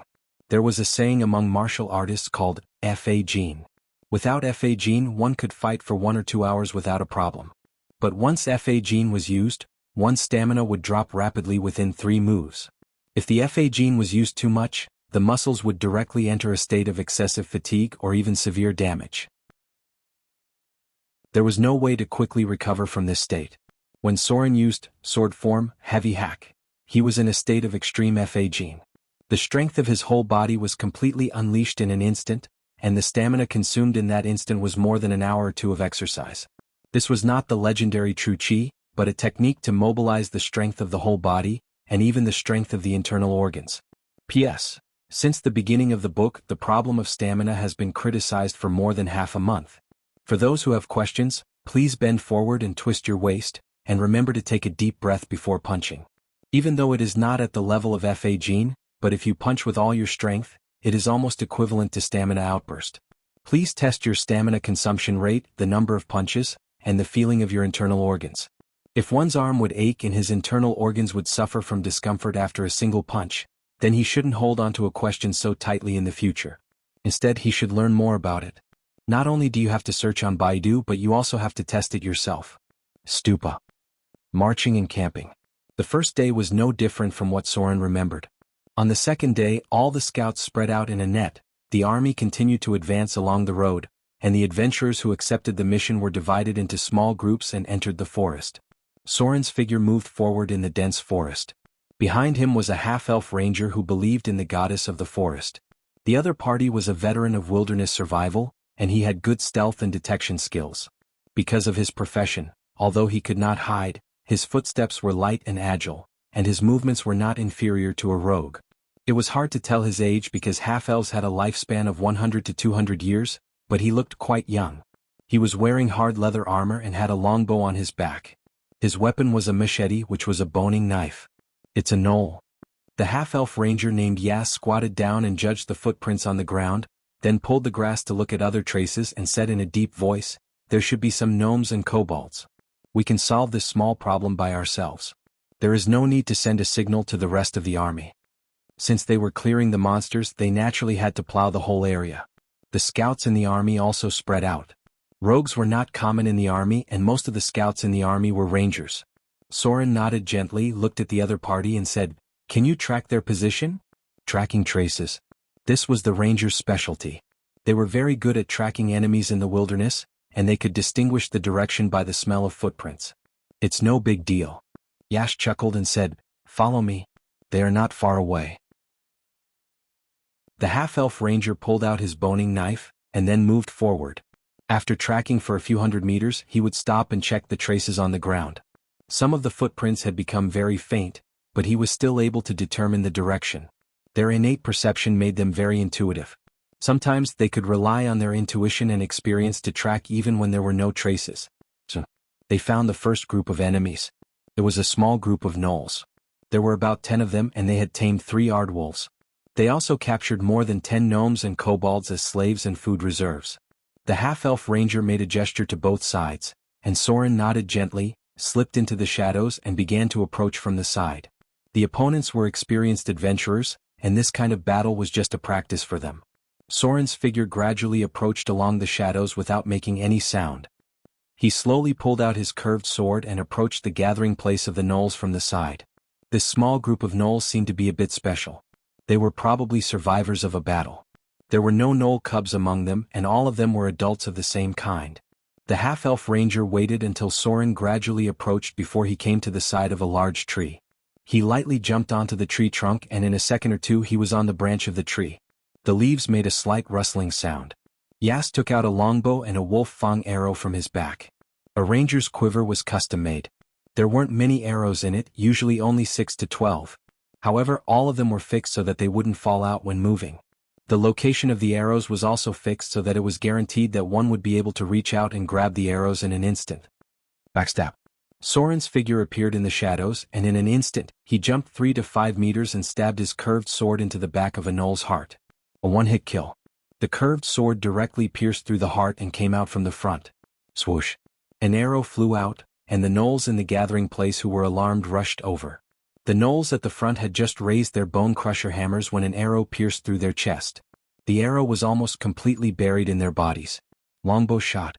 Soren twisted his body and slashed horizontally, forcing a gnoll to retreat and at the same time opening a wound on its arm. Swoosh. A second arrow was shot, and a bloody hole appeared in the thigh of a gnoll. The half-elf ranger put the longbow back on his back. His equipment was specially made so he could change weapons very quickly. He jumped down from the big tree that was 4 or 5 meters tall. He knelt down on one knee to reduce the force of the fall. Then he pulled out the boning knife from his waist and took a deep breath. His chest puffed up. Rangers were also melee professions. Yas inhaled a large amount of oxygen in an instant.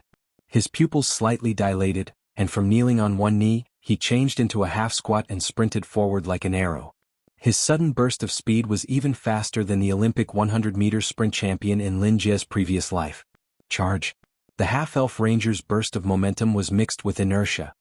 He jumped over the simple wooden fence and slashed horizontally with his boning knife, cutting a gnoll in half at the waist. The 2 halves of the gnoll's corpse fell to the ground. He paused for a moment to catch his breath, then rushed into the battle and blocked a gnoll's sneak attack. "These trash aren't worth my arrows. 1 arrow costs 5 kindler." The half-elf ranger laughed. He slashed open a gnoll's chest and kicked the gnoll's Adam's apple. At the same time he explained to Soren why he didn't continue shooting. The arrows he used were of the highest quality. They were all custom-made and wouldn't deviate too much from the direction of the wind. The two figures crisscrossed through the gnolls and killed 6 gnolls and 3 aardwolves in just a minute or two. The other gnolls finally felt fear and began to flee. Soren pulled out his crossbow and fired, while the half-elf ranger grabbed a sharp wooden stick. He took a deep breath and threw it like a javelin at the gnolls that were running away. Screams of agony rang out. The gnolls that were running away were nailed to the ground. By the time he pulled out the wooden stick, Soren had already finished off the rest of the gnolls with his crossbow. The half-elf ranger picked up the wooden stick and swung it in a circle, then smashed it into the gnoll's head. A section of the wooden stick broke off, and white brain matter splattered everywhere. A piece of the gnoll's skull was even torn off. He turned around and smiled at Soren, then threw away the wooden stick and said, "Let's just clean up a little. These are just appetizers. The real meat is still on the ogres. They've been robbing a lot of caravans lately." It wasn't a difficult battle at all. The relationship between the two was undoubtedly much closer now. At the very least, they now had a better understanding of each other's strength. He was a Tier 3 ranger. Chapter 76. The loot wasn't plentiful. Soren and the rangers split the loot, and each of them got about 30 kindlers worth of loot. And this was just the two of them working together. If it were a group of 5, they would only get about 10 kindlers worth of loot. Monsters in the wild didn't gather together, and it would take at least half a day to find a gnoll's gathering place. That was why Grade 4 was the limit for adventuring in the wild. No matter how strong the adventurers were, they wouldn't choose to challenge monsters in the wild. Instead, they would go to the Underdark or directly enter the Abyss. After the battle, Soren got 1200 slaughter EXP. There weren't many gnolls in this group that had evolved, and each of them only gave about 200 slaughter EXP. The ranger in front of him killed half of them and he killed the other half himself. Because the difficulty of the battle had decreased, Soren's skills didn't improve much. He only got 1 point in sneak, probably because he had just completed a fatal backstab. Backstab wasn't a casual stab. It had to be aimed at the heart and at the same time, it had to be explosive. The moment backstab was used, it had to be done with all of one's strength. There was a saying, put 70% of your strength into a punch. The main reason was to save 30% of your strength to ensure that you could pull it back. Normally, a slash would use 70% of your strength, but in the explosive state, it would be 120% of your strength. If a normal warrior's unity of the waist and horse was 100% of their strength, then when using backstab and sword form, heavy hack, Soren would need to use all of his internal organs together to exert 120% of his strength. That was why he would take a deep breath before the explosive state. The other warriors would also take a deep breath before using chi slash. This breath was the source of the explosive state's power. It increased the amount of oxygen inhaled in an instant, and provided the foundation for the explosive state. High-grade melee professions all had their own unique skills. These skills weren't in the supernatural realm, but they weren't something normal people could master. It was a bit like training one's chi internally and one's muscles, bones, and skin externally. Before the appearance of the monk profession, most high-grade warriors didn't learn how to meditate. Instead, they used meditation to train themselves. Of course, it wasn't to train their chi but to refine their own potential. This was because under certain conditions, the reflexes could reach the millisecond level. Extreme relaxation, extreme tranquility, etc. 1 second was equivalent to 1000 milliseconds. After entering a specific state and reaching millisecond reaction time, even high-level melee professions would have no problem dodging bullets. The most representative classes were the warrior monk and the sword saint. These two classes had their own special training methods. Soren had seen a sword saint training before. Their innate ability to dodge attacks was much higher than other classes. A legendary sword saint could even use a straight blade to block a bullet from a high-speed machine gun, Battle of the Golem. Among the thieves, there was also an advanced class that could dodge bullets, which was the very rare Shadow Dancer. Their reflexes were simply beyond imagination. There were actually many such abilities. They belonged to the category of extraordinary abilities, but they were not supernatural abilities. There were some things that ordinary people in the real world could do. For example, suddenly waking up while sleeping. Although the person was still sleeping with their eyes closed, their consciousness was very clear. In this state, their perception of the outside world was strengthened by more than 10 times. Some slight sounds could even be heard. High-grade professionals would gradually develop these abilities through extremely difficult and extreme training. Otherwise, the ascetics would not be the strongest among the warrior monks. Soren had not reached the point where he needed such extreme training yet. However, the ranger's charge just now reminded him of a way to train his extraordinary ability. Extreme Sprint. Most thieves like to call this ability Sprint. It was an ability that forced one's potential to burst forward. After training to a certain extent, one could even run on water. It was a very cool and powerful combat skill. The two continued their investigation and followed the tracks along the forest. The sounds of battle could be heard in the distance.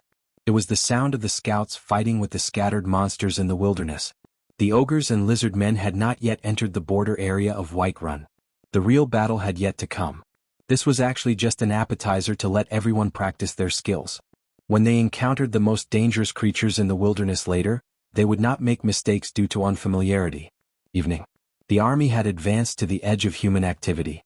The scouts and adventurers in the vanguard had also spread out into the dense forest. Battles broke out from time to time. There were also some casualties on this side. One of them died at the hands of the ogres. He was smashed in the waist by a mace, his kidney was ruptured, and he died before the army's priests and apothecaries could treat him. Soren sat on a rock and ate some dry rations.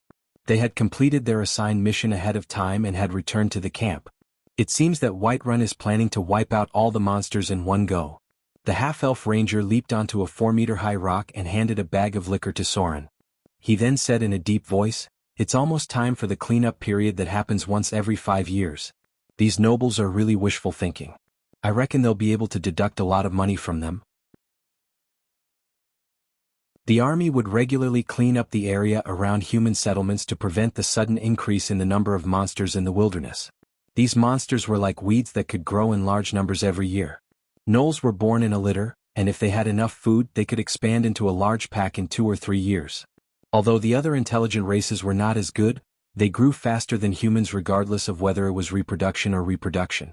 The fertility of humans was not as strong as they thought. Soren waved his hand and said, "I don't drink." The ranger didn't mind. He opened the bottle and took a sip. Someone encountered a troll up ahead. "I just heard that 3 of them died. The army has sent reinforcements." "Troll?" Soren paused for a moment. "The trolls are near the outskirts?" "Yeah." Yas frowned and stood up. He took out the arrows and wiped them one by one.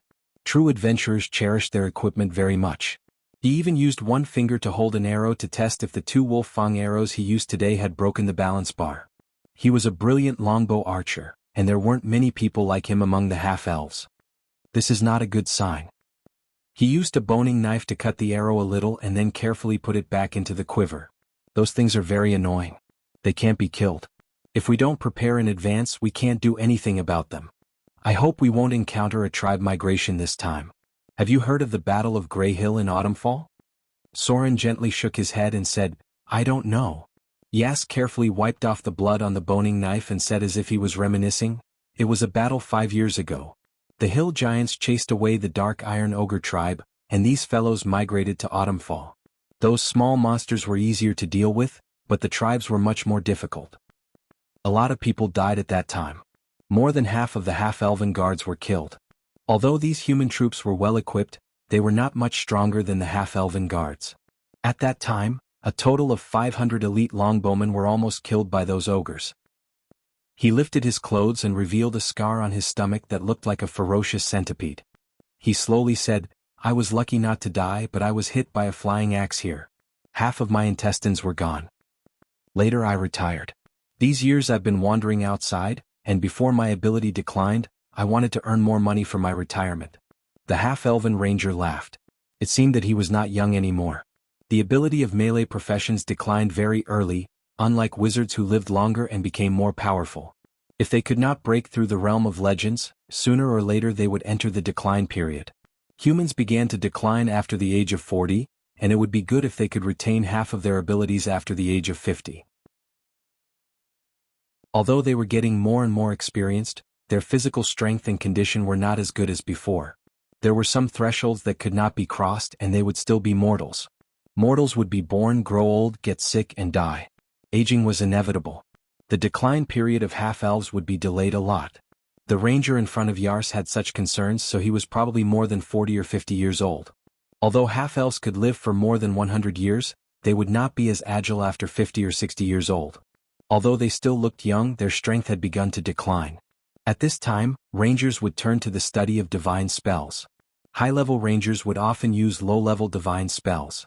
No wonder he had so much experience. He must have been through a lot of battles. Soren was silent. Yar's action was very simple. He wanted to deepen the communication between them. They were both solo adventurers, and in this kind of battle they needed someone they could trust to protect them.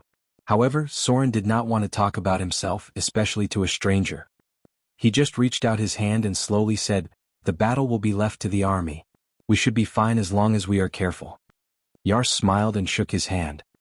He then took a sip of liquor and said, "Although you look like a human, I feel that you are actually a half-elf. My intuition has always been accurate." The two did not communicate much, and they did not even trust each other. However, the goodwill they expressed meant that they both needed someone to protect them. This was enough for them. With someone protecting them on the battlefield, their chances of survival were undoubtedly much higher. Woo woo woo. The sound of a horn came from the army camp, and then a group of fully armed soldiers came back carrying the corpse of a troll. These troublesome things had amazing regenerative abilities. It was very difficult to kill them without using fire and strong acid. Their strength was higher than the ogres, and their constitution was above 20. Most of them had 25 constitution. Even if their limbs were cut off, their heads would grow back. It was very difficult to kill them without preparation. Seeing the troll's corpse, the adventurers' expressions became much more serious. Trolls had already appeared in the wilderness. How many monsters had migrated out this time? It seemed that opening up a path was not as easy as they thought. They could only hope that the army could suppress the monsters. After all, their equipment had reached the standard of dragon slaying. Soren even saw some heavy war machines.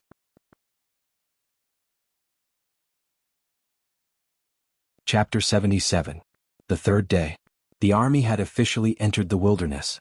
The scouts that were sent out brought back a lot of information, and the scattered adventurers had also more or less obtained some loot.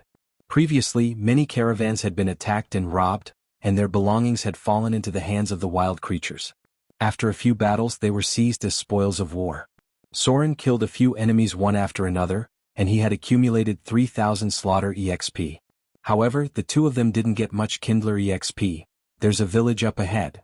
Soren looked at the familiar path and said to the half-elf ranger beside him, "I passed by here a while ago and it was attacked by the lizard men. I don't know if they moved, but it should have become a gathering place for the lizard men. If they didn't move, then the people in the village would probably all be dead, right?"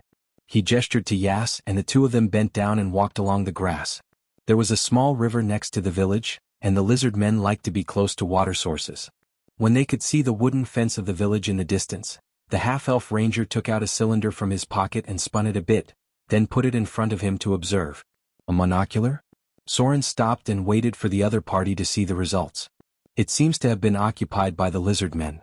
Yas handed the monocular to Soren and said casually, "This is an alchemy gadget, 10 Kindler each." Glass was a relatively common material, but pure glass was very troublesome to make. The monocular was an alchemy gadget.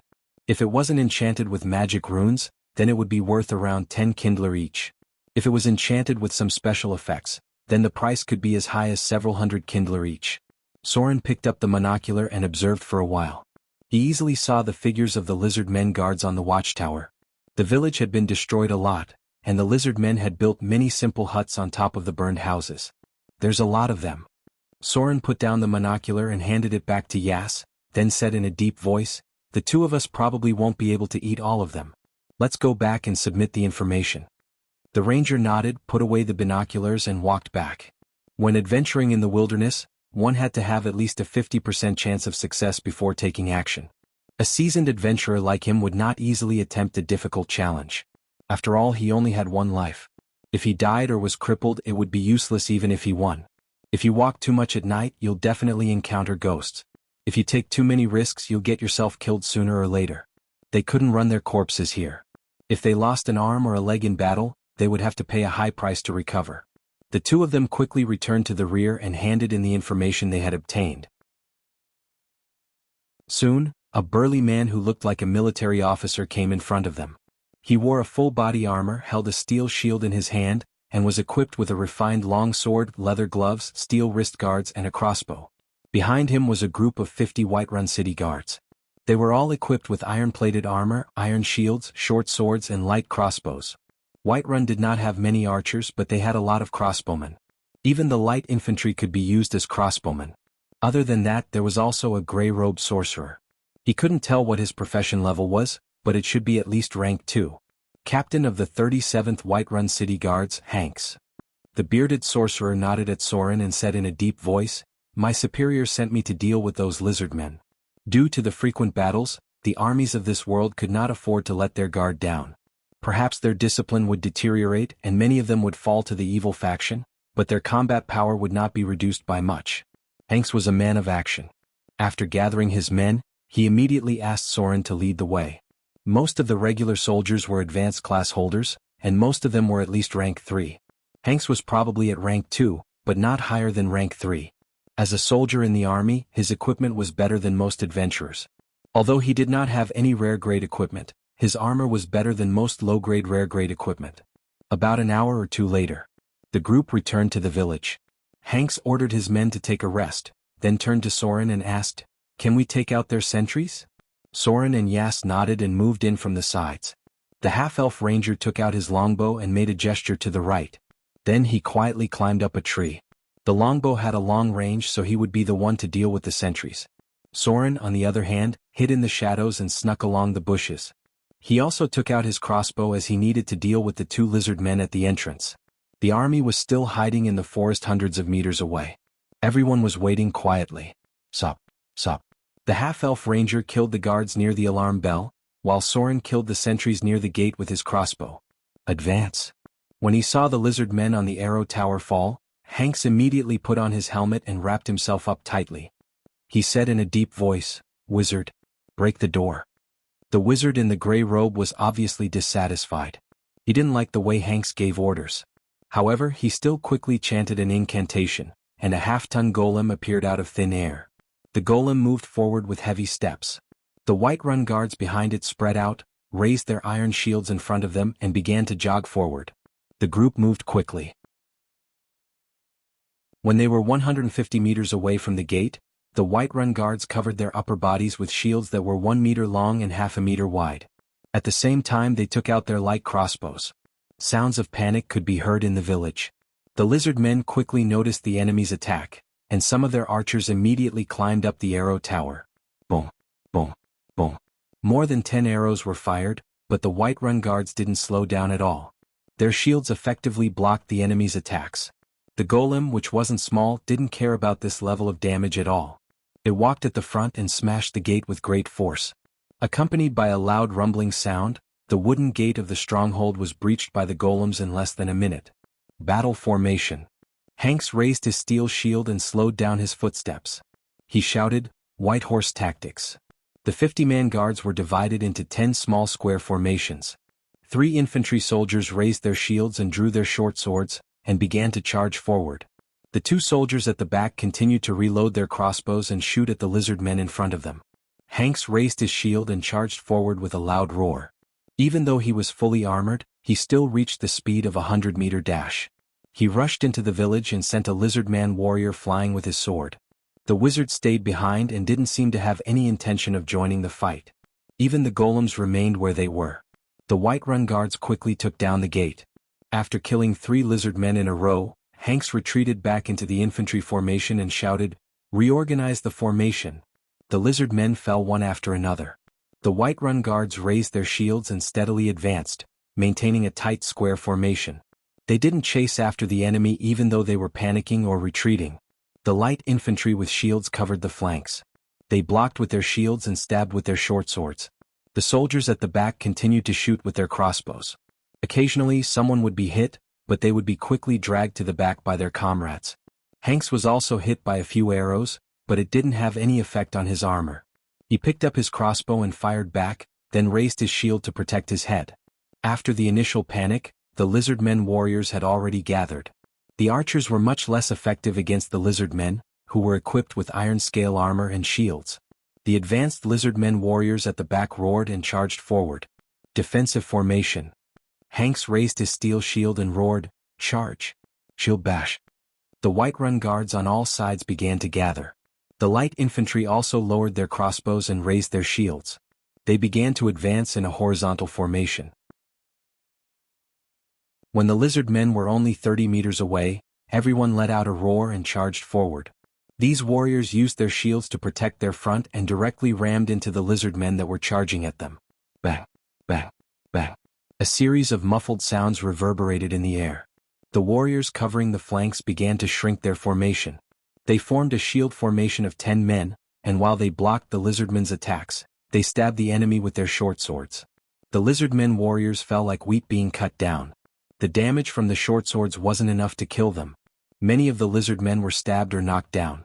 The shield warriors at the front continued to advance slowly. The light infantry at the back began to finish off the enemies who were still alive. The 50-man phalanx of warriors was like a city wall, blocking wave after wave of lizardmen's counterattacks. There were already dozens of lizardmen corpses on the ground, but the 50-man square formation still stood firm. Although 3 or 4 of them were injured and had to retreat, the formation didn't panic at all. They didn't retreat because of the enemy's fierce attacks, nor did they chase after the enemy. Like a wall, they slowly pushed the lizard men in front of them into a corner of the village. Soren's figure circled around from the side. The half-elf ranger quickly joined him. He pulled out his boning knife and looked behind him. The Whiterun guards have been trained to use shields and short swords since the beginning. The lizardmen's attacks won't be able to break through their square formation. We'll circle around from the side and find a way to kill the lizardmen's leader. A loud shout came from behind. The 50-man square formation roared at the same time. Every 30 steps forward they would stop. Even though they only had 1/3 of the lizardmen's numbers, they were able to force the lizardmen back. Anyone who tried to attack them was either killed directly or shot to death by crossbow bolts. After every attack, the shield formation didn't waver at all. Only a dozen or so lizardmen corpses were left on the ground. The number of archers was getting smaller and smaller. The light infantry, who were fully clad in scale armor and equipped with helmets and shields, could easily kill the lizardmen archers. Hand axes. Perhaps it was because of the pressure, a very strong lizardman warrior roared and led a dozen or so of his kind to charge from the side. They wanted to break through the infantry square formation from the side where the defense was slightly weaker. Hanks also roared and took out a small, delicate hand axe from his waist. It was less than 12 centimeters long. He spun it in his hand and threw it forward. Among the infantry square formation, there were also 20 or so well-trained warriors. They also took out hand axes from their backs and threw them forward. Bang bang bang. Half of the lizard men charging at them fell to the ground. The lizard man warrior at the front was hit by 5 throwing axes and died without even making a sound. The lizardmen's morale finally collapsed. Some of the warriors had already begun to flee out of fear. It had been less than 15 minutes since the Whiterun guards had broken through the gates. The Whiterun guards had advanced 500 paces and killed more than 100 lizardmen. Less than 7 of them had been injured and most of them had been shot by arrows. Not a single enemy managed to break through their formation. Some of the foolish lizardmen who jumped into the square formation were instantly killed before they could even touch the ground. This was simply a massacre. A merciless massacre of a mob by a regular army.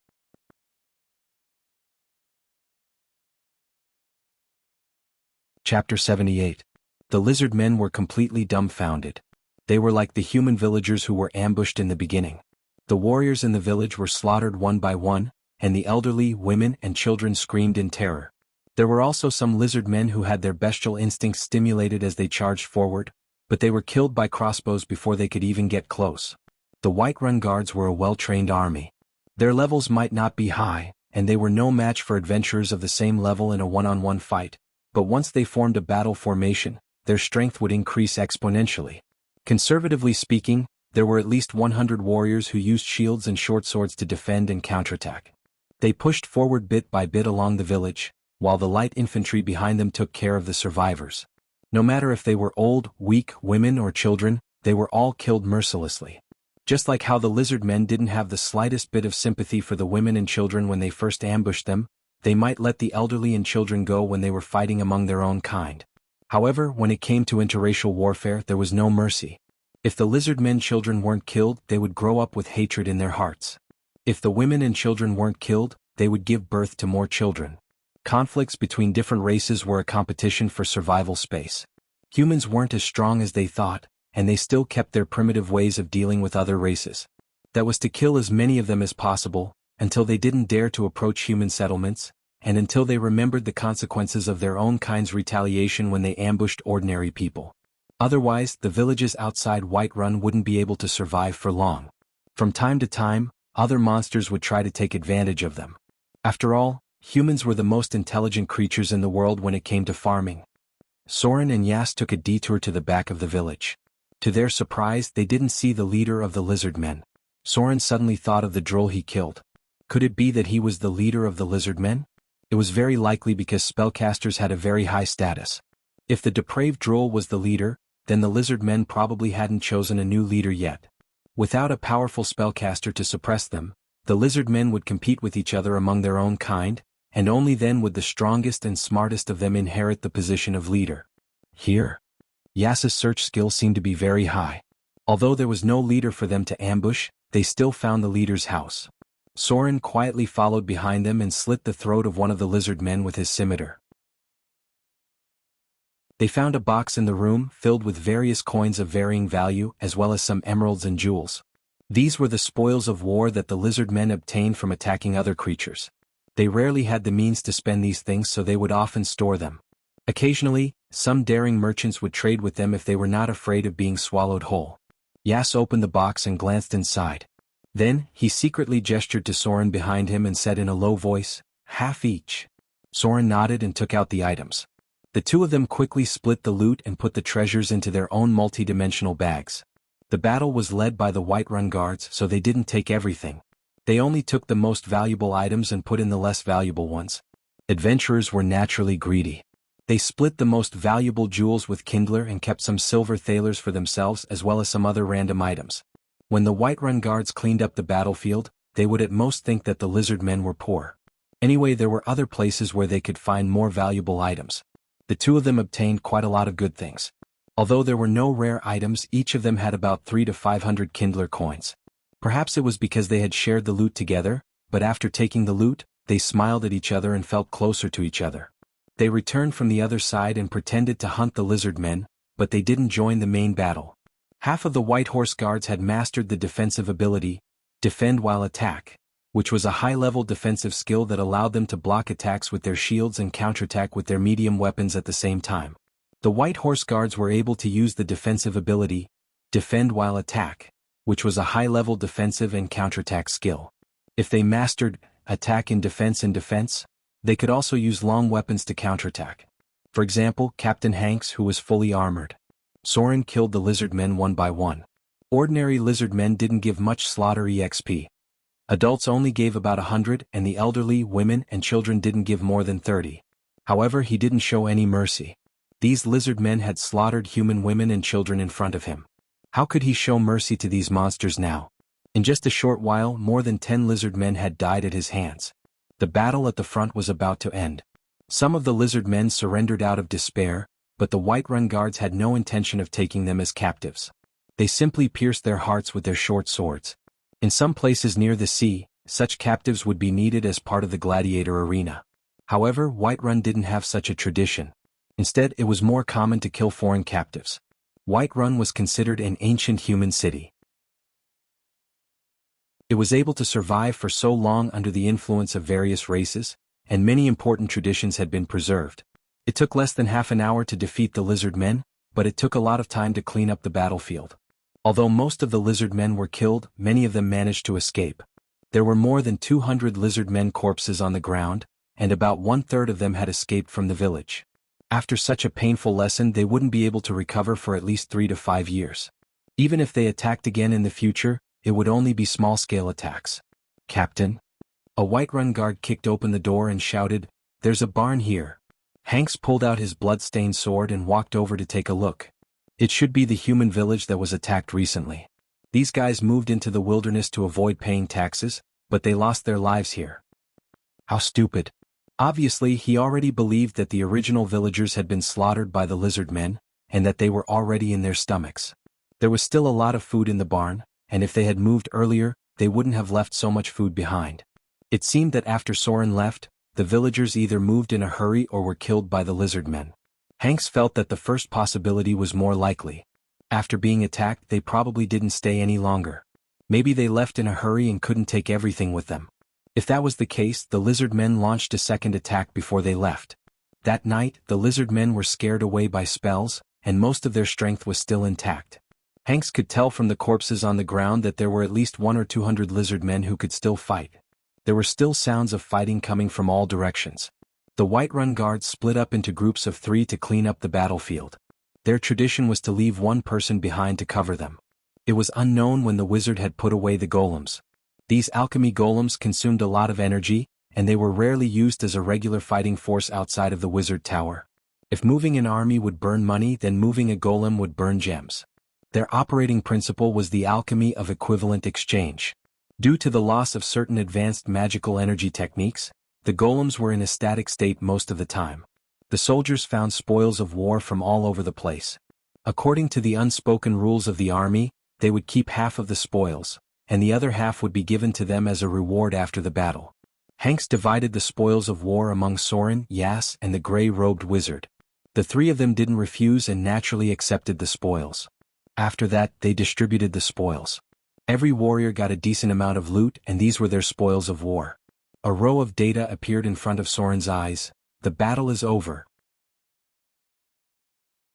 Your skills have improved during the battle. You have learned some skills from other people's battles. Block +5, parry +1. You have a slight understanding of the combat ability, defend and attack. He actually got a notification about the combat ability? Soren was quite surprised. Defend and attack was a relatively basic defensive ability, but it shouldn't be that easy to get a notification about it. Could it be because of his encyclopedic knowledge? Soren tried to recall and realized that he really did remember the defensive counterattack skills of those warriors. Defend, attack was a relatively basic ability that could be trained through conventional means. Its function was to defend and counterattack. Using the moment of parrying and blocking, it could shift the opponent's attack in a similar way, and then launch a counterattack at the same time. This ability had a prerequisite of parry and block. If one didn't have more than 100 points in parry and block, they wouldn't be able to train it even if they got the notification. This was because even if one remembered the combat skill, they wouldn't be able to learn it if they didn't have the corresponding parry ability. A similar ability was dual-wielding defense. This ability had a higher requirement of parry and required more than 150 points in parry. I don't have time to train parry now. I'll have to find another opportunity in the future. Soren looked at the others and nodded at Yas, who wasn't far away. The 2 of them began to return as if nothing had happened. They should be able to get close to the ogre's territory by tomorrow. The battle on the plains was the key. Only by driving away the ogres could the trade route to Whiterun be reopened. A direct battle. These adventurers also had to provide cover for the army.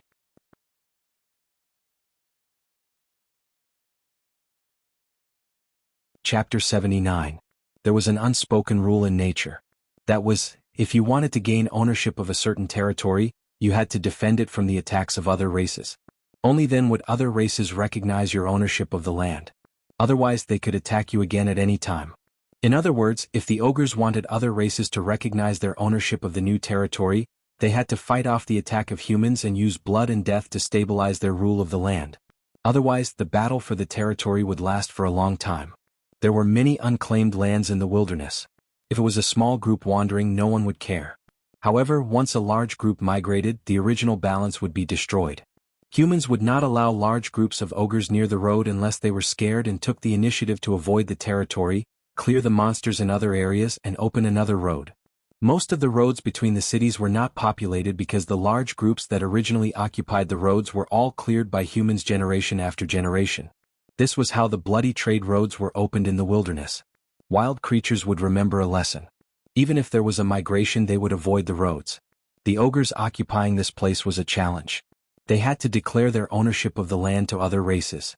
There was nothing more powerful than defeating humans. After all, this was the wilderness, not a well-cultivated field. If the humans failed once, they would not endlessly throw themselves into the battle to expel them.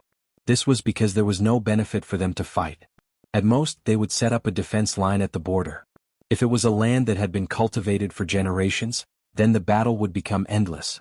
The determination of humans to protect and cultivate the land was stronger than any other race. This happened many times. Autumnfall was built by the half-elves to expel the ogres. They fought for hundreds of years to protect this land, dealing with the attacks of the ogres, orcs, and mountain dwarves. Until all the nearby races could not do anything to them, they forced the other races to recognize the half-elves' rule of hundreds of kilometers around Autumnfall. Only when the other races don't dare to provoke you will you truly own this piece of land. Only then can you declare your ownership to the other races. Otherwise, they would only laugh at you mercilessly and attack your territory when you were weak or not paying attention. The humans who lived in the wilderness, although they built villages, could only be said to be living in the wilderness. They couldn't be said to be the owners of the land in the wilderness. It was impossible to carve out a territory in this world without using blood to pave the way. Soren saw the ogre tribe's flag the next afternoon. Actually, it shouldn't be called a battle flag. It was just something built with a circle of stones. In the middle was a wooden pole with the skeleton of a humanoid creature stuck on it. This is a sign. This meant that this was the territory of the ogres from the very beginning. They had the right to hunt in this territory, and any other race that entered would be considered invading their territory. It was as if he had seen a huge stone sign before entering Whiterun's territory. The sign was engraved with the words Whiterun and the emblem of a warhorse. Looks like it really is an ogre tribe. Yas's expression was very solemn. Only the ethnic groups that formed tribes would enclose their land and use some signs to prove their ownership of the land. It was like a declaration of war to other races. You had to either fight them off or you had to acknowledge their rule. From now on, this land belongs to them. If you enter their territory, they have the right to punish you. In other words, as far as the ogres were concerned, all human caravans that passed through their territory were food delivered to their doorstep. This was because this was their territory. It was the same for dragons before they built their lairs. They would leave their scent in their territory, and other creatures would not dare to approach them. Cut it down. A man who was obviously a Whiterun officer shouted. Although Whiterun did not have the strength to expand into the wilderness, they could not accept the ogre's behavior. It would not have mattered if it was anywhere else, but this close to Whiterun was tantamount to touching their reverse scale. Conquering the wilderness was not a matter of strength. It also required land for cultivation and warriors who could protect the civilians. Otherwise, if you recklessly expanded your territory, the population would decrease due to various reasons. It took Whiterun hundreds of years to expand its territory from tens of kilometers to hundreds of kilometers. Even so, there were still monster attacks at the borders of Whiterun. Gnolls and other creatures were still active in the forests, mountains, lakes and other areas of the territory, and they would occasionally attack the established villages. As long as there was no land for cultivation, the creatures in the wilderness would always reproduce. If you killed this group, new ones would be born. If you drove away this group, other creatures would migrate. It took at least 20 years for humans to train a qualified warrior. Ordinary civilians had no advantage against monsters. Bang! The heavy flagpole fell to the ground, and the Whiterun army continued to advance.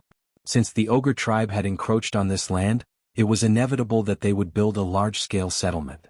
In other words, a fortress. Ogre tribes were different from wandering ogres. There were at least a few hundred of them. Although they didn't seem like a lot, they were all first-rate warriors. Ogre tribes also had their own heritage. They knew how to forge weapons, make leather armor, tame wild animals, and capture slaves on a large scale. Ogres would capture large numbers of kobolds and goblins as their slaves, and at the same time mine, forge, serve, and store food for them. A tribe of 500 ogres had to occupy at least 50 kilometers of land to ensure that there was enough food. This was because their staple food was meat. The adventurers and army scouts spread out. Large-scale ogres would not wander around, and they would definitely build a settlement. It was best to deal with them before they were completed. Otherwise, Whiterun would have to face a siege. The adventurers' expressions became much more serious. The original two-man team expanded to 5 people. Soren worked with 3 other adventurers to form a 5-man team to explore the plains. Ogres were dangerous creatures. Their skin was as tough as ordinary leather armor, and they had a thick layer of fat on their bodies. Even crossbows could not hurt their internal organs. They could not fight the ogres head-on. The best way to deal with them was to drag them around and exhaust their stamina before finding an opportunity to kill them. The deeper they went, the more traces there were of ogres. When Soren and the others saw the traces of ogres, their expressions stiffened. There was a camp built halfway up the mountain, and it was already half completed. Tall ogres could be seen cutting down logs at the foot of the mountain. The strong ogre warriors carried hundreds of pounds of logs up the mountain, and with the cooperation of the other ogres, they nailed the logs into the ground. The ogres were literally cutting down the mountain. Groups of kobold slaves were cleaning up the rocks under their whips. There were also traces of furnaces in the distance. The kobolds were forging weapons for the ogres. Ogres did not need exquisite equipment. They only needed iron weapons and they would become a terrifying threat. Look. Yas took out a telescope and said with an ugly expression, "Look at the ogre warriors on guard over there." Soren looked over and his expression turned ugly as well. He saw an ogre warrior wearing full body armor, holding a 200-pound spiked club in his hand. There was heavy armor on his shoulders and chest, but it was not the kind of armor made by humans. It looked more like something forged by third-rate blacksmiths. Just the shoulder armor alone weighed 20 to 30 pounds. Normal humans would not be able to wear it, but it was nothing to the ogres. This is definitely the work of a two-headed ogre wizard. Soren put down the telescope and said in a low voice, "Normal ogres don't have that much intelligence. It's good enough that they didn't eat the captives. Only ogres that have become wizards know how to tame and rule." The settlement was more than half completed. With the ogres as labor, the construction was done very quickly. Although the settlement looked a little crude, it was built with thick logs. It was very sturdy, and it was filled with a primitive and rough aura. There were wooden poles on the mountain walls and corpses of goblins, kobolds, lizard men and gnolls were stuck on them. Soren could almost see most of the intelligent creatures in the wilderness. They were captured as slaves in the village and worked hard under the cruel rule. If they were even a little slower, the ogres would laugh and wave their leather whips. Most of the time, the ogres would tear open their skin and take away half of their lives. After that, they would be thrown into huge cages by other ogres. The cages were filled with food. There was also a giant cage near the edge of the settlement, and it seemed like something was locked inside. There were a lot of ogres. There were 400 to 500 of them in front of him, and a conservative estimate of 800 ogres. This was a large tribe of ogres that had been around for hundreds of years. Otherwise there wouldn't be so many ogres. Ogres were an extremely xenophobic race. If it wasn't for the ogres that were born in the tribe, any ogres in the wasteland would become their food. Some ogres from different tribes were enemies, and they would often kill each other when they met.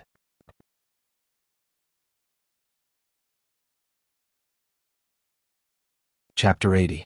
Retreat. Soren and the other adventurers looked at each other and retreated at the same time. Facing so many ogres was no joke. If the 5 of them were discovered, they wouldn't be able to escape. Ogres were very fast on the plains, not to mention that many ogres and tribes could activate bloodthirsty berserk. Although the ogres would enter a weakened state after going berserk, they would still be able to kill all the adventurers while they were still in berserk mode. "I'm afraid this will be a tough battle."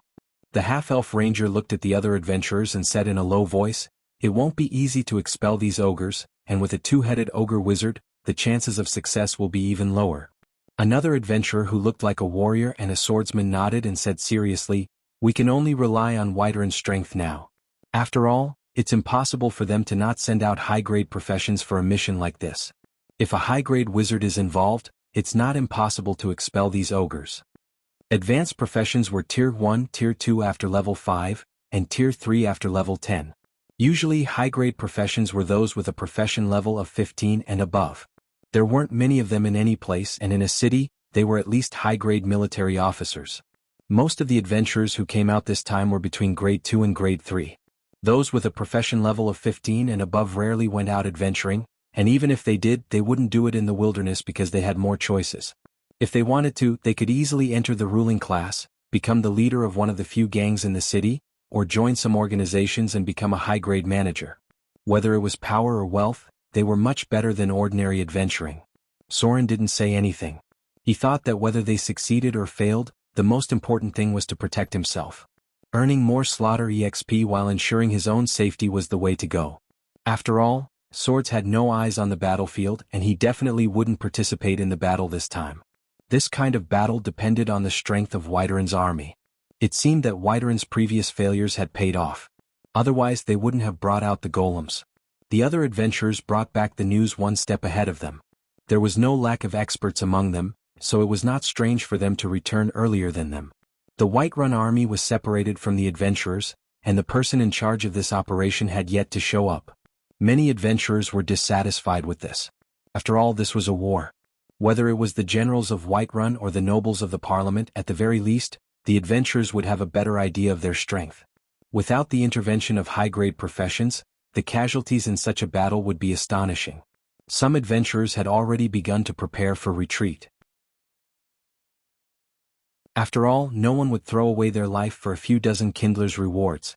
Whiteren's army continued to advance. Because of the intelligence they gathered, engineers had already begun to build war machines.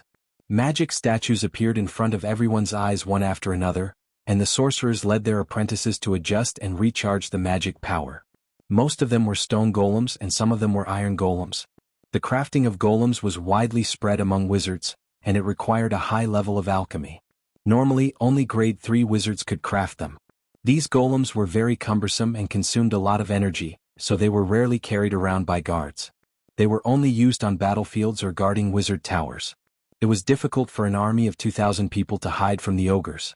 This was especially true in the plains. When Soren discovered the ogre fortress, the enslaved gnolls had already discovered the army's tracks. Ogre fortress. A two-headed ogre mage let out a muffled roar and bellowed, "Prepare for battle. You fools. All of you pick up your weapons and lock the captives in the cages." The ogre looked behind it and saw a gnoll scout kneeling at its feet. "Very well, my slave. I grant you freedom. Continue to serve me, and I will help you become the new leader of the gnolls. I will grant you a piece of land in my territory and let you build your own tribe." The ogres had many vassals, and they knew how to enslave most of the creatures in the wilderness. One by one, the strong ogres gathered together. It was hard to tell the gender of the ogres, but they all looked the same. They could eat meat from birth and didn't need to be breastfed. Ogre cubs could weigh up to 30 pounds. Children that were not strong enough would be abandoned, or even killed and eaten directly. These creatures looked stupid, but they had powerful battle instincts. Most of the ogres only had 6 points of intelligence, and even wolves couldn't compare to them. From time to time, wizards and sorcerers with amazing intelligence would be born. Thick spiked maces were distributed to the ogres, and the enslaved goblins were busy helping them put on armor. These were all inferior products that were made in a hurry. Some kobolds had 50 points of smithing ability, and the ogre tribes had inherited the craftsmanship of weapons and armor. These equipment were heavy and cumbersome. Most of them were individual parts, such as spiked pauldrons, heavy gauntlets, and cast breastplates. The ogres couldn't make complete armor with their craftsmanship, so they were simply cast from molten iron. They relied on their weight in exchange for strong defense. "Gather the bone shatterer hunters." The two-headed ogre wizard roared, and the ogres gathered into a simple formation. They were completely different from the messy ogre tribes, and they had received strict training. Asterisk crack. Asterisk the sound of a whip rang out. An ogre wearing full body armor and wielding a heavy battle axe walked out. It used a leather whip to whip the other ogres. The leather whip that would take away half of a gnoll's life only left a red mark on the ogres' bodies. The strong ogre warlord roared, "Idiots! Gather. Warriors of the Bone Shatterer tribe, come and take your weapons." Heavy battle axes, spiked armor, leather armor sewn from the skins of humanoids and beasts, and iron spears that were 2 meters long were all distributed to the ogre warriors. These ogres that looked even bigger had white ash smeared across their faces. Some even had horns on their foreheads that were only 10 centimeters long. They also had strange tattoos on their bodies. This was some kind of ancient ritual. Shamans used daggers to cut open their arms, smeared some medicine on them and fed them a special potion. After this ritual, the ogres would become even stronger. Their skin would become as tough as cowhide, and they could also activate some kind of innate ability to enter a frenzied state of bloodlust. Iron weapons, iron armor, throwing spears and heavy flying axes. About 1 to 200 ogres were armed. Some of the ogres wielding whips opened the cages and chased out some wild boars that weighed half a ton and had sharp spikes on their backs. These were ironback wild boars that lived in the depths of the wilderness. They were one of the few animals that the ogres knew how to tame. Ogres did not know how to grow their own food. They only knew how to tame and feed some special beasts. In times of war, these beasts were also part of their strength. They knew how to drive captives and wild beasts to attack the enemy and deplete their strength first. The plains had a wide field of vision. Not to mention the ogre fortress was built halfway up the mountain. They could see Whiteren's army moving from afar. The two-headed ogre warlord led the army to the foot of the mountain. Ogres rarely relied on fortresses for defense. This was because once a battle started, the ogres would rush out on their own and kill everything in sight. Ogres with whips were driving the gnolls away from the rear. Inferior food like goblins and kobolds were not even qualified to be their cannon fodder. Dong, dong, dong. Dull war drums sounded. An ogre that seemed to have advanced into a shaman beat a war drum made of mammoth skin and roared at the sky. "Humans?" The two-headed ogre's voice boomed like thunder. It cast a spell on itself and stood at the front of the ogre army.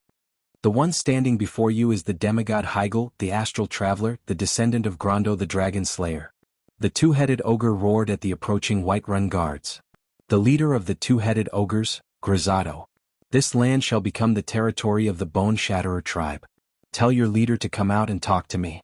The Whiterun guards were slightly disturbed. The ogres were far more intelligent than they had imagined. They could even speak in the common tongue. Formation. A fierce female voice rang out. Then a vigorous figure walked out. She was wearing an exquisite leather armor with runes inscribed on it. She held a battle spear in her hand. Her long black hair was tied up with a ribbon. There was a scar on her heroic face. This was not the most eye-catching thing. What surprised the adventurers more than the fact that the Whiterun commander was a woman was that she only had one breast. The right breast had obviously been cut off. A breast-cutting ceremony. The adventurers were a little restless. From time to time, someone would exclaim in a low voice, "A female warrior from the tropical forest." Why would Whiterun let that group of women lead the army? The heroic female warrior walked to the front. She rotated her war spear and stabbed it into the ground. A lightning arc jumped on her hand and weapon. She stood at the front of the army, holding the war spear tightly in her hands. She looked like a Valkyrie from the age of mythology, and the adventurers who were harassing her at first quickly cheered up. A legendary? A storm lord? Soren's pupils shrank slightly. The other adventurers were also shocked. Standing in front of them was a legendary class. She was a storm lord, a priest, a warrior, a droll, and a barbarian who believed in the god of storms. P.S. Thanks to Moneymaker for the tip. This will be published on December 1st. Tips on that day will give monthly votes. When the time comes, a leader will appear and footer will start to update.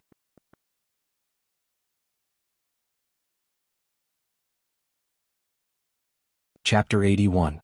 A Legendary Storm Lord. This was Soren's first time seeing a legendary class holder in this world. Although the owner of the caravan was very powerful, she was only a high-grade wizard, and there was still a long way to go. The woman in front of him was a female warrior who lived near the tropical jungles. They generally believed in the god of storms. They were warlike, cruel, and bloodthirsty. They despised men and saw them as tools for mating, and reproduction. Some people called them Amazons. The Amazons were not only humans, but also all intelligent races that lived near the tropical forests. It was a place very similar to the Underdark. In the underground world, the female drows ruled the community with cruel means. In the tropical rainforest area, humans, centaurs, naga sirens, and so on also ruled the community with cruel means. They maintained the tradition of females being the core of their tribes. They were responsible for fighting, killing, and protecting their territory. Any males were treated as vassals. Because of the dangers in the area, the intelligent races there were very aggressive. Their population was less than 1/100th of the South's, but their combat power was much stronger. If it weren't for the fact that they were divided into countless tribes, it would be very easy for them to conquer the tropical forests and the coastal areas. The adventure level of that area was 12, which was only a little lower than the Underdark. Ogre. The female warrior held a battle spear in her hand. Her voice was cold and filled with anger, like a barrel of gunpowder that could explode at any time. Take your tribe and leave this place. Or else, I'll kill you all.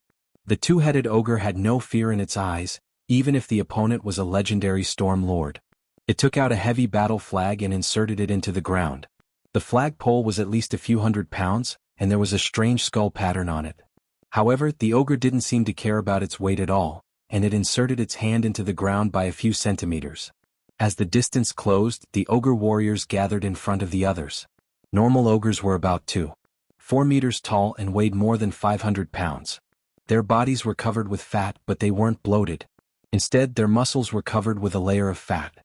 Their stomachs were especially fat, but the outline of their abdominal muscles could still be seen. The two-headed ogre was over 3 meters tall and looked like a small giant. The one that spoke was the left head, while the right head was silent. Its face was smeared with dark blue paint that extended from its forehead to its chest. There were runes that looked like tattoos on its thick arms, and it was wearing an animal skin cloak. Human. The two-headed ogre raised the battle flag, and the roars of other ogres echoed behind it, as if they were on drugs. It clearly didn't cast any spells, but the eyes of the other ogres were bloodshot, and the veins on their bodies bulged as they waved their weapons and roared. The dull sounds of the war drums became louder and louder. The ogres stared at the war flag in front of them with great excitement, as though they would go berserk at any moment. The two-headed ogre looked at the Whiterun army in front of him and roared, "The flag of the bone-shattering tribe has been planted on this land, and I'm not going to let you get away with this. Let the battle tell us who has the right to decide the ownership of this land." Thud. Thud. These wild beasts, which weighed close to half a ton, ran with frightening momentum. They were almost the size of a rhinoceros, and their diet included rocks and minerals. The gnolls and lizardmen slaves were driven forward, and the ogre warriors behind them waved their maces and followed closely behind. Formation. Heavy crossbowman. The one who gave the order was a fully armored warrior. His whole body was covered in armor, and his head was covered by a steel mask. Only his powerful voice could be heard. Following his order, the Whiterun guards began to disperse. Rows of heavy infantrymen dressed in chainmail and half-body armor walked out of the encampment. Steel shields hung on their backs and long swords hung on their waists. They took out heavy crossbows from their backs and quickly reloaded them. 30 people lined up in a row, separated by about 5 meters. 5 rows intersected with a depth of 3 meters, forming a defensive line. The heavy crossbows required ordinary people to step on them to reload, but the heavy infantrymen easily loaded them with their hands. They then aimed the crossbows but did not pull the trigger. They were waiting for the commander's order. Formation. Crossbowmen. The ogres drove the ironback boars and captives toward the Whiterun army. The Whiterun army's commander did not panic. Following his order, the light infantrymen at the back spread out on both sides and aimed their crossbows at the enemy. Third Night Squad, get ready. The heavy armored cavalrymen who were fully clad in night plate armor gathered together. They put down their night masks and used their hands to calm the warhorses under them. Then they raised their 4-meter-long night spears and formed a standard formation of 10 people in a row with a 3-meter gap. These infantrymen were all at least grade 2 warriors, and some of them had even reached grade 3. They were the best of the best in the Whiterun army. Wizards, get ready. More than 30 golems gathered together and approached from the flanks with heavy footsteps. The whole formation formed a concave shape that looked like a pocket. The adventurers were in charge of covering the flanks. The wizards had already started casting spells to buff themselves with mage armor and shield. It was not yet time for them to make a move, and the enemies in front of them were just trash that had been driven to their deaths. Battle Hymn of Courage. Blessing. A high-spirited war song rang out, and a white-robed chanter appeared. This was the advanced class of the bards, which required the chanter to also be a priest. As his song echoed, everyone seemed to have their blood boiling. Streaks of white light appeared, and the priests began to bless the soldiers with the blessings of the gods. This would allow them to temporarily forget their fear, and even reduce their sense of pain. More than a dozen ballistae were pushed out, and the thick bolts were aimed at the enemies in front of them. The distance between the two sides was getting closer and closer. When the distance between the two sides was less than 300 meters, the commander swung his sword and roared, "Fire!" Swoosh, swoosh. The ballista instantly pierced through an ironback wild boar, creating a bloody hole in its body. The heavy infantry in the front pulled the trigger, and the heavy bolts in their hands flew out. The lizard men and gnolls in front of them immediately fell to the ground. They calmly reloaded the bolts, and after the third round of attacks, they put down the heavy ballistae, drew their swords and raised their shields. They reduced the distance to 3 meters and began to wait in formation. The light infantry in the rear continued to fire rapidly, and the captives driven by the ogres fell one after another. They were all dead before they could even reach 100 meters. However, the thick-skinned ironback boars were still lucky enough to survive. Even though their bodies were full of bolts, they still charged forward in a frenzy. The heavy infantrymen within 50 meters of the ironback boars began to spread out and widen the distance to 5 meters. When the ironback boars charged at them, the heavy infantrymen suddenly dodged to the side and stabbed their long swords at the ironback boars' necks. Blood splattered everywhere. These heavy infantry who were grade 2 and above ignored the ironback boars and once again formed a loose formation of about 5 meters. They held their shields and swords tightly in their hands and faced the ogres in a 3-line battle formation. Supports. Kill those ironback boars. The adventurers began to attack the ironback boars that had broken through the first line of defense. These stupid beasts only knew how to move in a straight line. After the heavy infantry in the first line of defense dodged, they immediately charged back, ready to attack the light infantry in the rear. The adventurers covering the flanks had already begun to shoot. These beasts were not small in size. The second line of defense was 30 meters away, which was enough for the archers to fire a round of shots. Soren also took out his crossbow and shot an ironback boar in the head, directly receiving 500 slaughter EXP. Golems advance. The huge golems moved forward with heavy steps, facing the ogres that were charging at them from behind. After closing the distance to 70 or 80 meters, the charging ogre warriors pulled out their iron spears and threw them directly at the heavy infantry in front of them. "Get out of the way," the commander roared. "Protect against long-range weapons." Dozens of iron spears hit the energy field, but they instantly broke through the energy shield. 7 or 8 heavy infantry who couldn't dodge in time were hit. 5 of them died on the spot, and 3 of them were knocked down by the power of the spears. They quickly staggered back up. They were equipped with steel shields, so even if they were hit by iron spears, as long as they blocked the spears with their shields, it wouldn't be fatal. However, it was obviously inconvenient for them to fight. The ogres with hundreds of pounds of heavy weapons rushed over, and the distance between them was now only 50 meters. They roared as their skin turned red, and they swung their maces fiercely. Grease. Web. Is. Strength. Stone to mud. The wizards and priests began to cast spells one after another, but they were not offensive spells. Instead, they continuously cast control spells. At the same time, they cast strength and haste on the heavy infantry in front of them. The duration of these spells was very short, and they were all calculated in minutes. A grade 3 wizard could only buff them for 10 minutes or so. Grease and Web were very ineffective against the ogres. The ogres took one step at a time, and Grease could only slightly cause them to slip, while Web was directly broken through by the ogres. It didn't slow down their charging speed at all. As the distance between them narrowed to about 30 meters, the ogres roared and began to speed up instantly. They suddenly reached the effective sprint, and they violently swung their maces at the enemy in front of them. Clang, clang, clang. The heavy infantry in the first row took a step back and steadily blocked the ogres' attacks. Strength, level 2 spell.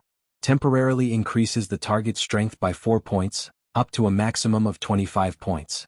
Duration is spell power x 1 minute. Whiterun's battle formation was a bit similar to the semi-loose formation of the Romans, with 3 to 5 lines of defense spaced at a certain distance from each other, unlike the tight formation of the Greeks. Their weapons were mainly short swords and long swords, paired with crossbows and shields. They basically didn't use long weapons such as spears.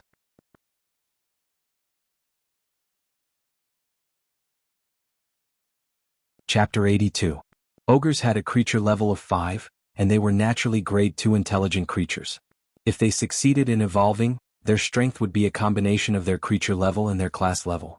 Although the ogres were only grade 2 or grade 3 warriors, and their techniques were far inferior to humans, their overall strength was still higher than the Whiterun army. The ogres' innate strength allowed them to rampage as soon as they entered the front line. The heavy infantrymen who had been buffed with strength and brute strength were barely able to stop the ogres, but the same could not be said for the rest of the Whiterun army. The first line of defense was in a state of chaos. The ogres at the front line fell one after another. In just a few breaths, 30 of them had been killed by crossbow bolts. However, the Whiterun army also suffered heavy casualties. Most of the light infantrymen who were unlucky enough to be hit by the spiked clubs were killed on the spot, and the lucky ones had their limbs broken. There was a limit to how many spells the wizards could cast. Most of them were concentrated on the stronger heavy infantrymen, and the light infantrymen could not stop the ogre's charge at all. Steady, steady. The commander in full plate armor roared. He pointed his sword forward and shouted, "Whiterun Elite Legion, attack!" Heavy footsteps were heard. The second line of heavy infantrymen began to advance. They were all wearing full plate armor, but they did not use shields. They were armed with a variety of weapons. Some used two-handed swords, some used long swords, and some used special weapons such as flails, spiked hammers, and giant scythes. They were all grade 3 warriors with a profession level of 10 and above. They did not need any spell buffs. They roared and charged at the ogres in front of them. Clang, clang, clang, clang, clang, clang. The heavy infantrymen easily blocked the ogres' attacks and fought them head-on without fear. Their armored figures were as agile as ever, dodging the ogres' ferocious attacks while looking for a chance to hit the ogres' weak points. 10 profession levels meant 5 free attribute points, so they were not much weaker than the ogres. The only downside was that there were only 70 or 80 of them. However, as they joined the battle, the first line of defense was quickly stabilized. Fatal attack? Soren continued to fire with his crossbow. He took some time to look at the battlefield. There were 3 to 5 people who were very conspicuous on the battlefield. Wherever they went, the ground was littered with ogre corpses. In just a few minutes, more than 10 ogres had fallen under their swords. These were the only Class 3 warriors who weren't wearing armor. Their movements were abnormally nimble, and the straight blades in their hands cut through the ogre's vitals in an instant. Tier 3 Sword Saint. As an advanced profession that was extremely violent and even more dangerous than berserkers, these Sword Saint humans were simply killing machines. 5 or 6 heavy infantrymen guarded the sacred swordsman's left and right sides. When they attacked together, they blocked the enemies from the sides and behind them. Sword Saints were very weak. They didn't even have a single piece of leather armor on them. As long as they were hit by the enemy, they would die on the spot. Soren shot an ogre in the eye. The crossbow bolt pierced through the front and killed the enemy in an instant. Ogres gave a lot of slaughter EXP. This was just an ordinary ogre warrior, but he already received 800 points of slaughter express. If it was an advanced ogre warrior, the amount of slaughter EXP he received would be comparable to the snake demon from the abyss. Lightning Spear.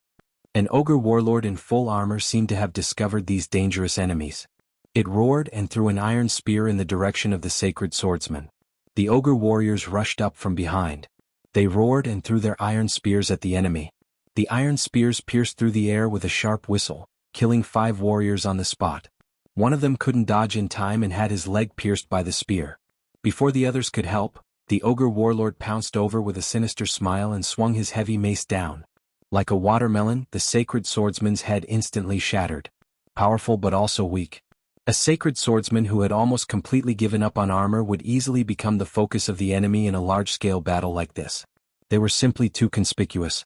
The ogre warlord had 3 iron spears in total. After 2 rounds of overdraft, most of their ammunition had been used up. As the distance between them and the ogre warlord got closer, it roared and led a group of warriors with strange paint to charge at the wizards in the rear. These weak spellcasters were just as dangerous. The iron spears they threw had a range of almost 100 meters. As long as they could break through the first line of defense, they could attack the wizards in the rear. Mage armor couldn't block these heavy weapons. As long as one of the iron spears hit them, it would break their mage armor and shield. These ogres were monsters that didn't play by the rules. Some of the ogres on the front line couldn't break through, so they gave up on the enemies in front of them and charged at the adventurers on the flanks. Curses could be heard everywhere. Many of the adventurers had no choice but to draw their weapons and block the ogres. After activating bloodthirsty rage, the ogres had completely lost their minds. Apart from not attacking their own kind, anyone else could become their target. As they fought, the ogres lost their sense of direction and rampaged through the crowd for a while. Some of them pounced on the light infantry while others pounced on the adventurers. Boom. It was like a muffled thunder. The legendary Storm Lord finally couldn't take it anymore. She took out a short spear and threw it out. A flash of lightning appeared on it and instantly nailed an ogre warrior to death. A fierce figure flew out, completely beyond the range of a normal human. The Storm Lord's spear flashed with lightning, and the ogres in front of her fell like wheat being cut. Almost all of them were killed in one blow, and there were traces of lightning burns on their wounds. The strength of a legendary profession was undoubtedly displayed at this moment. In the blink of an eye, 7 or 8 ogres were killed. The frantic sound of war drums reverberated. The ogre shaman roared to the sky, pulled out a giant bone stick from behind, and stepped heavily into the battlefield. The 2-headed ogre, who had not moved for a long time, finally began to move. Its 2 heads began to cast spells at the same time, and each of its hands was holding a heavy axe. It rushed toward the Storm Lord in front of it. The brilliance of spells emerged, and the skin of the 2-headed ogre became like stone. Its speed doubled in an instant, and it waved its axe and split a heavy infantry on the spot. Fireball. Bursting flame. Dragon strength. Haste. The casting speed of the 2-headed ogre was several times faster than the human wizards. A fireball exploded in the formation of the light infantry. Even if they scattered and advanced to avoid it, more than a dozen people fell to the ground and most of them were dead.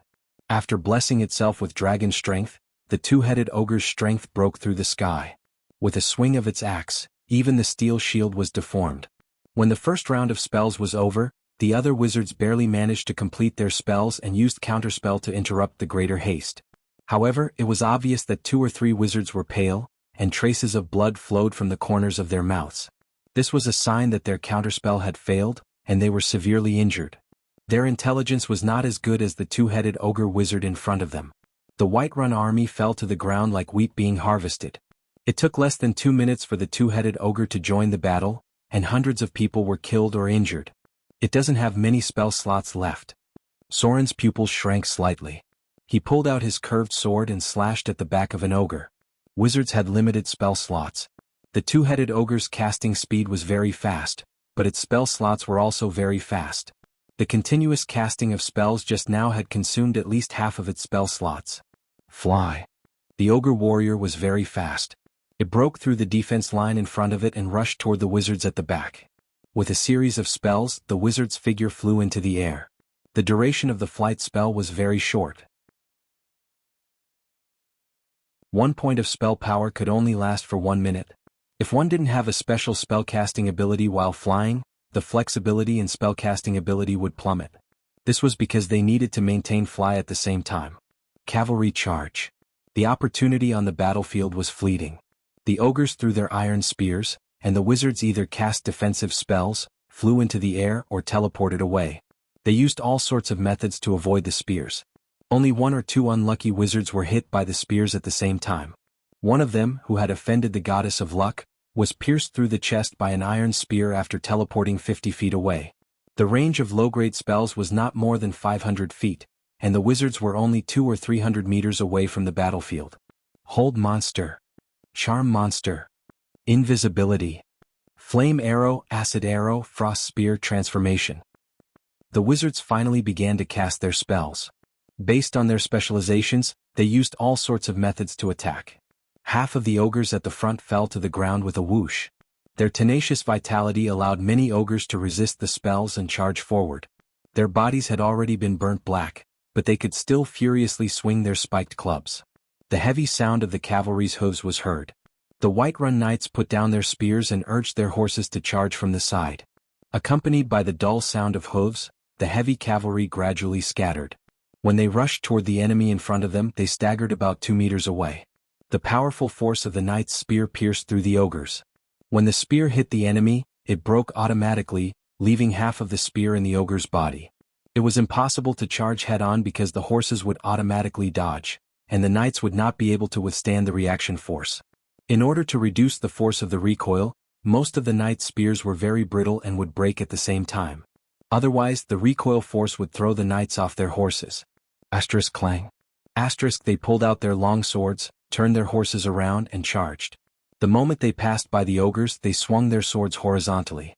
The ogres' maces almost brushed past their armor, and then fell weakly to the ground because there was a shocking wound on their chest. The ogres' horses whined in pain. They were only grazed by the ogres, but the horses broke on the spot and threw the knights off.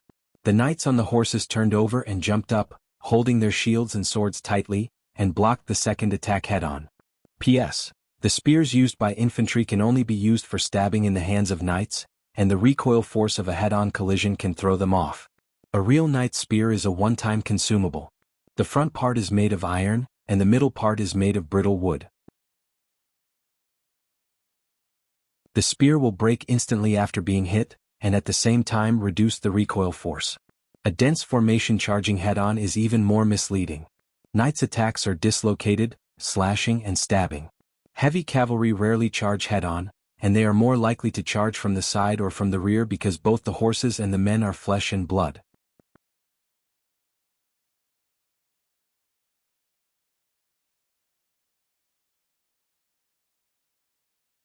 The two-headed ogre's heavy battle axe cracked. Its left head frowned and swung its left arm at the enemy in front of it. Its right head chanted a spell, and a flame fell on the Stormlord's body. In less than a second, the casting of the spell was completed.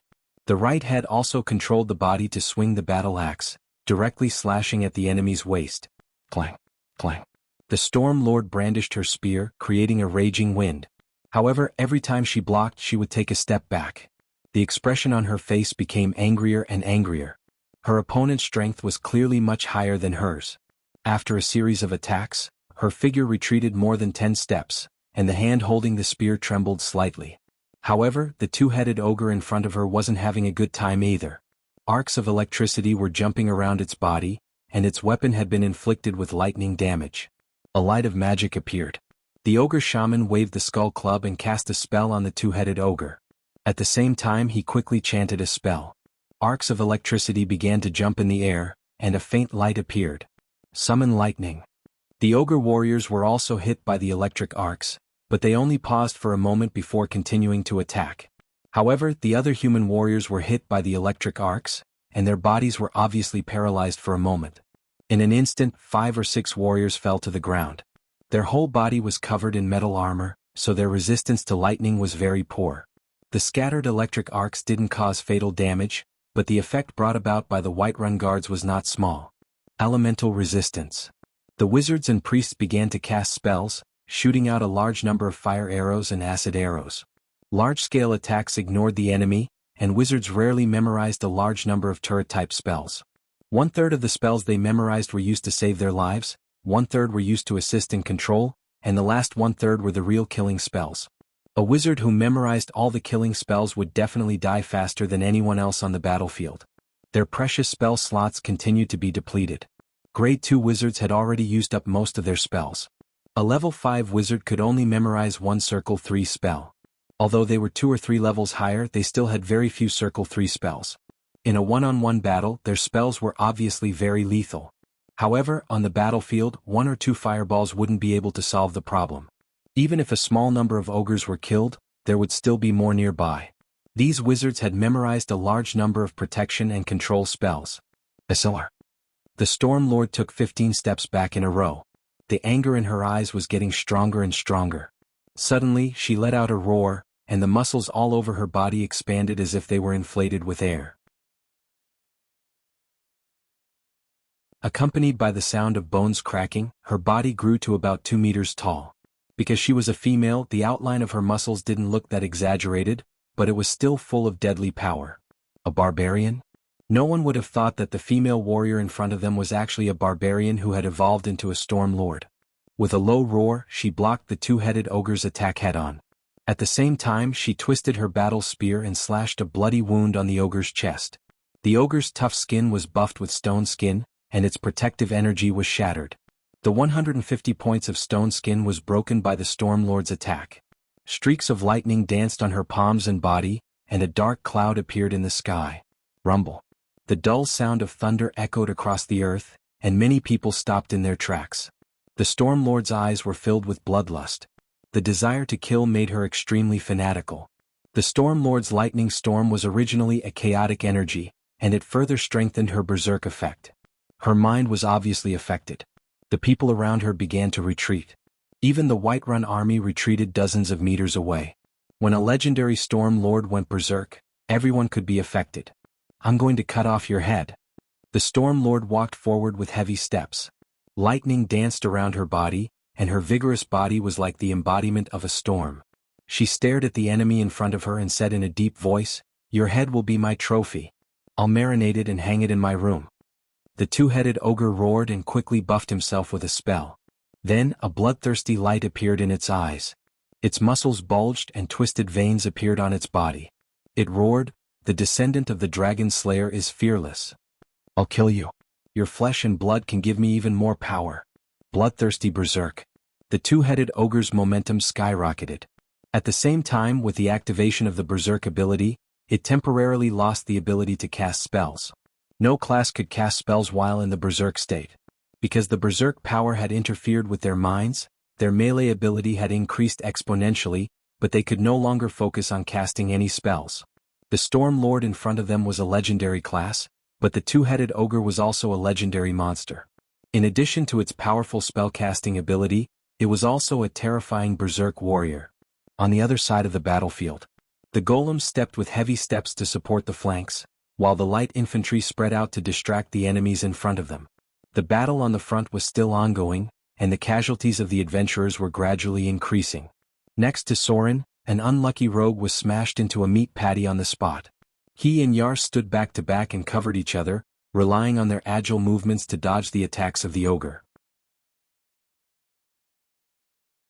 Both sides had already killed 5 or 6 ogres, and Soren had obtained nearly 3,000 slaughter EXP. It was a taboo to show off too much in a large-scale battle like this. If he was attacked by 2 ogres at the same time, there was a 50% chance that he would die here. The sword saints who attracted the most attention at the beginning were all dead. They were the priority targets to become ogre warriors, and they disappeared like brilliant fireworks.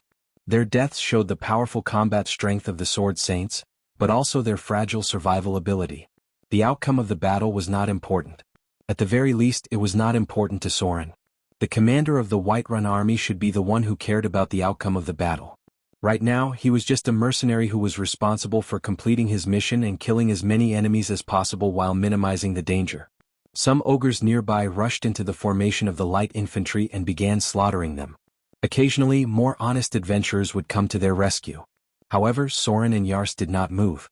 The half-elf ranger circled around with a boning knife and occasionally shot the ogre's legs with his longbow. It was impossible to kill the armored ogres in one hit, so attacking their legs would affect their combat strength. The safest way was to cooperate with Soren to kill them. Perhaps it was because they were too good at cooperating. The heavily armored ogre warlord had killed one of the light infantry in the rear and was charging at them with bloodshot eyes. The ogre warlord, who had entered a berserk state, had listed them as targets to kill. Two-headed ogre wizard, Groll, level 8 two-headed ogre / level 11 wizard / level 4 berserker. Strength 24, plus 6 dragon strength, agility 16, plus 4 haste, constitution 20, intelligence 21, wisdom 9, charm 14.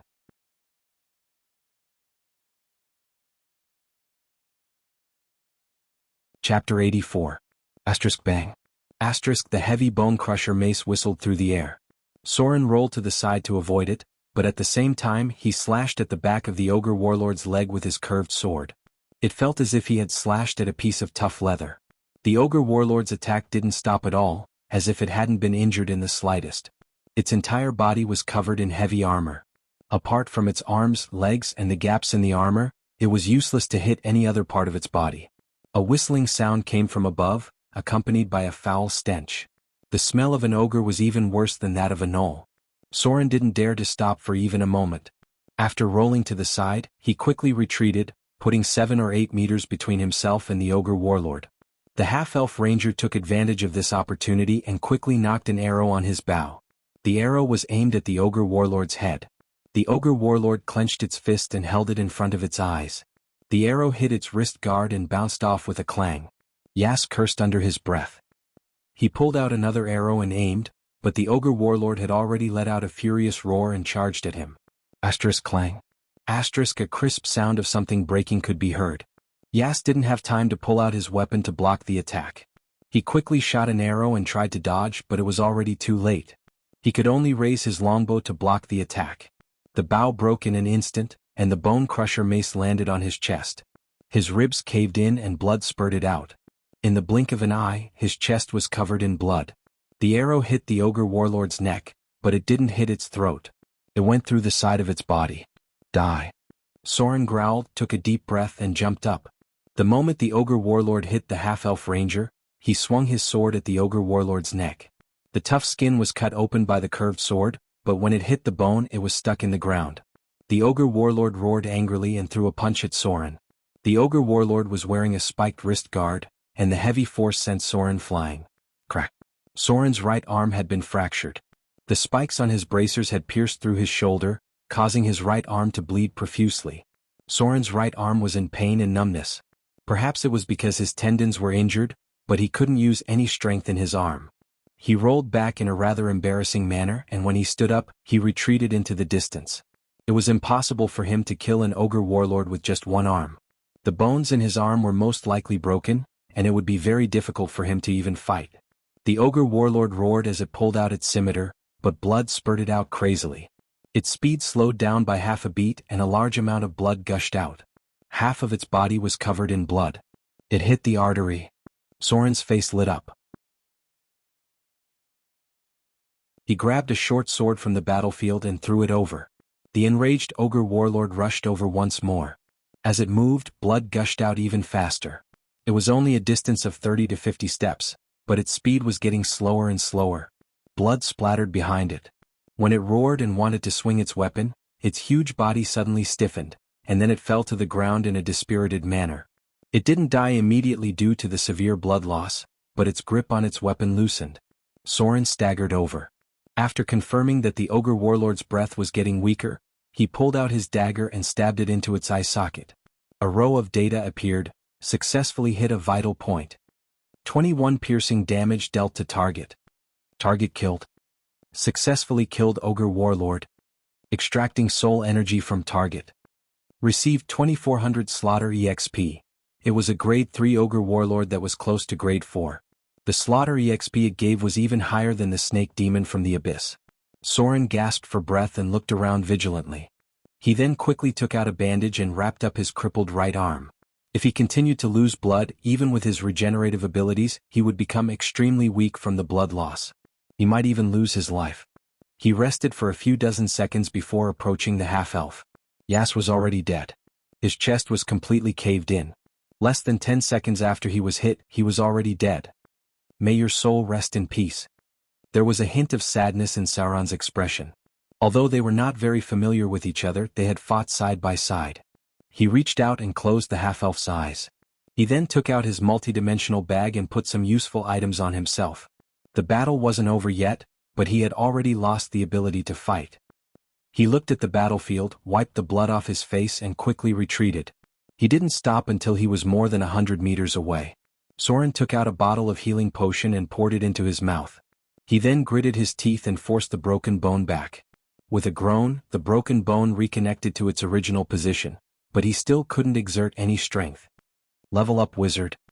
After so many battles, Soren had accumulated more than 9,000 slaughter EXP. As he allocated the EXP to his wizard level, a series of data appeared in front of his eyes. Wizard level up to level 5. Received 25 INT 20 plus INT 20 to 10, asterisk 0.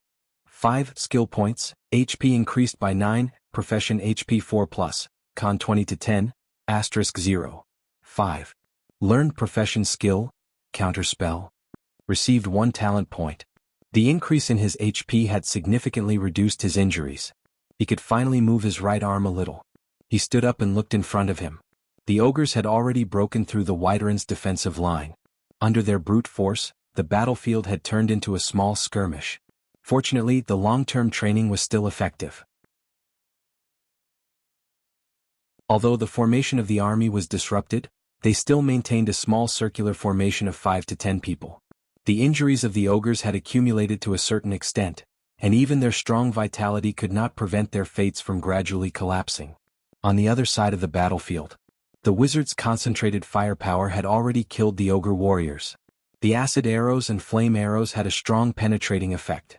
With a small number of golems supporting the flanks, the ogres on both sides of the battlefield were gradually falling apart. The ogres' bloodthirsty and violent power gradually subsided, and the number of ogres began to decrease sharply. It seemed that some ogres had already fled the battlefield due to the collapse of morale. The Storm Lord gradually gained the upper hand in the battle against the two-headed ogres. The commander of the Whiterun army cooperated with the knights to attack the ogres from the rear. The dark clouds in the sky were getting lower and lower. Following the Storm Lord's roar, a bolt of lightning suddenly struck down. However, it wasn't aimed at the two-headed ogre in front of her. Instead, it landed directly on the Storm Lord's spear. Lightning weapon. The crackling lightning surrounded the Storm Lord's spear, and the burst of light almost blocked the vision. She looked like she was fighting with lightning in her hand. Mixed with wild roars, she attacked faster and faster, and her whole body was surrounded by lightning. Occasionally there would be people nearby who approached her, but almost as soon as they were within 30 meters of her, they would immediately stand still and tremble strangely, as if their whole body had been electrocuted. Static field, legendary force field. Soren was very familiar with the scene in front of him. When he activated Shadow Field, it had the same effect. The two-headed ogre wizard's speed became slower and slower. With a momentary mistake, the Storm Lord's spear pierced through its chest, and a bloody wound with a diameter of 5 centimeters appeared. The flesh around the wound was burned by the lightning. With a miserable howl, the ogre wizard suddenly threw away its opponent in front of it. Its two heads madly cast spells, and in an instant, it disappeared and reappeared hundreds of meters away. It was a wizard's teleportation spell. It was ready to escape. Lightning spear. The jumping lightning condensed on the spear, and the Storm Lord roared angrily. She jumped to a height of hundreds of meters, and the storm lifted her figure. She held the spear tightly and threw it at the two-headed ogre in front of her. The spear was like a flash of lightning across the sky, and its speed was beyond human vision. The next moment, a big bloody hole was opened in the two-headed ogre's chest. Plop. The two-headed ogre's huge body fell to the ground, and the Storm Lord slowly landed. Her breathing was a little messy and she looked very tired. Her hands seemed to be burned, and the skin on her arms was scorched black. The ogres finally collapsed on a large scale. When the two-headed ogre fell to the ground, many of them began to run away. The Storm Lord walked forward with heavy steps. He did not chase after the fleeing ogres. Instead, he arrived before the corpse of the two-headed ogre adept and drew a short knife from his waist. He then cut off the two slightly charred heads of the two-headed ogre adept. Streams of blood splattered everywhere. She put the two heads in a cloth bag, nodded with satisfaction, and then looked back at the battlefield. The ogres had completely collapsed. The cavalry pursued as much as they could, and many tired soldiers fell to the ground. The wails of the wounded could be heard everywhere. The priests were using their limited number of spells to heal the wounded. For those who were seriously injured, the others could only give them a quick death. Hundreds of ogre corpses were left on the battlefield, and the Whiterun army also suffered heavy losses. Some soldiers who were still in good condition pulled out their weapons and cut off the ogres' heads one by one. These were their most important trophies and also the most important trophies for Whiterun. These heads and corpses would be sent back to the city, not only to show their achievements, but also to deter the surrounding enemies. The heads of the ogres would be pickled and hung in many places. In the coming days, they would serve as a warning to nearby enemies who intended to provoke Whiterun and what the consequences of challenging them would be. If there were no accidents, the nearby races would not easily set foot in Whiterun's territory, because they had to first consider whether they could defeat a powerful ogre tribe. This battle would soon be told by bards, and it would not be long before all kinds of stories were told in taverns. Of course, the main character of the story was not Soren. Perhaps one day he would become the main character of a legendary story, but for now he was just an insignificant adventurer. A row of data appeared. The battle is over. You have successfully assisted the Whiterun army in defeating the bone-crushing ogre tribe. Your skills have improved. Detect +5, Search +5, Sneak +2, Survival +2, Parry +2, Evasion Roll +1, Evasion Shift +1, Listen +1, Heal +1. You have obtained 1 legendary point, Folk Legendary, for participating in a legendary battle.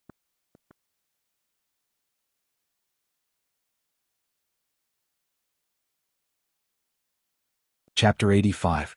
Legendary Rating. Soren looked at his status page and saw that there was indeed a new line of legendary rating. It showed that he had 1 legendary rating. Legendary rating had a special function and was very difficult to obtain. However, it did not increase one's strength by much. Its biggest use at the moment was its ability to influence negotiations, deceive, and intimidate. 1 legendary rating could be used as 1 basic skill point. Only after entering the legendary realm would legend points truly begin to take effect. It was a very important and decisive factor. Soren looked at the battlefield in front of him. Suddenly, a row of data appeared. Battle record unlocked. Battle record automatically calculated. Simulation data activated. Before Soren could react, a new row of data had been generated which showed Battle of the Bone Crusher Ogres, Legendary Battle. September 1675, New Moon Era, Whiterun City, Southern Principality launched a battle to expel the Bone Crusher Ogres. You assisted the Whiterun army in defeating the Bone Crusher Ogres and killed an advanced ogre warlord, level 14, on the battlefield. The story of this battle will gradually spread. In time, the entire South will know about this legendary battle. Legendary rating +1. The soldiers began to clean up the battlefield. Whiterun City had more than 600 casualties. War always came with a price, but these professional soldiers did not have time to grieve. After a short rest, they began to collect the corpses.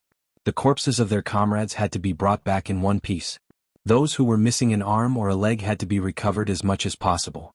They had to give these brave soldiers a proper burial. The wounded had to be sent back for treatment. The priest's divine spells were limited, and the cost of casting high-grade divine spells was high. The lifespan of a legendary priest was far shorter than that of other spellcasters. Legendary wizards could easily live for hundreds or even thousands of years, but a legendary priest could only live for less than 100 or 200 years. Even Droll could easily live for hundreds of years.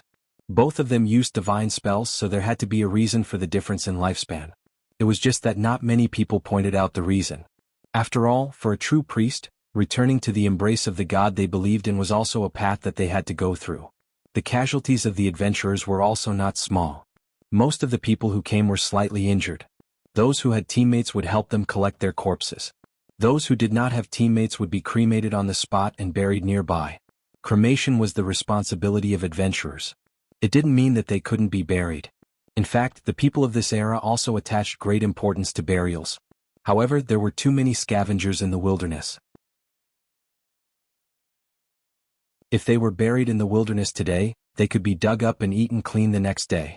Therefore, most of the people who died in the wilderness were cremated. After all, these corpses should not have been eaten by wild beasts. This was definitely an ending that they did not deserve. With the help of the others, Soren cremated the half-elf ranger's body, wrapped the ashes in a piece of cloth, and buried them in a hole. He didn't know what kind of epitaph he should write, but after all, the other party was a Tier 3 ranger. Such a person shouldn't die in obscurity. At the very least, there should be a tombstone. He chopped down a piece of wood and used his machete to carve some words on it. First, he carved his name, then he thought about what he should leave behind. Yes. A brave half-elf ranger.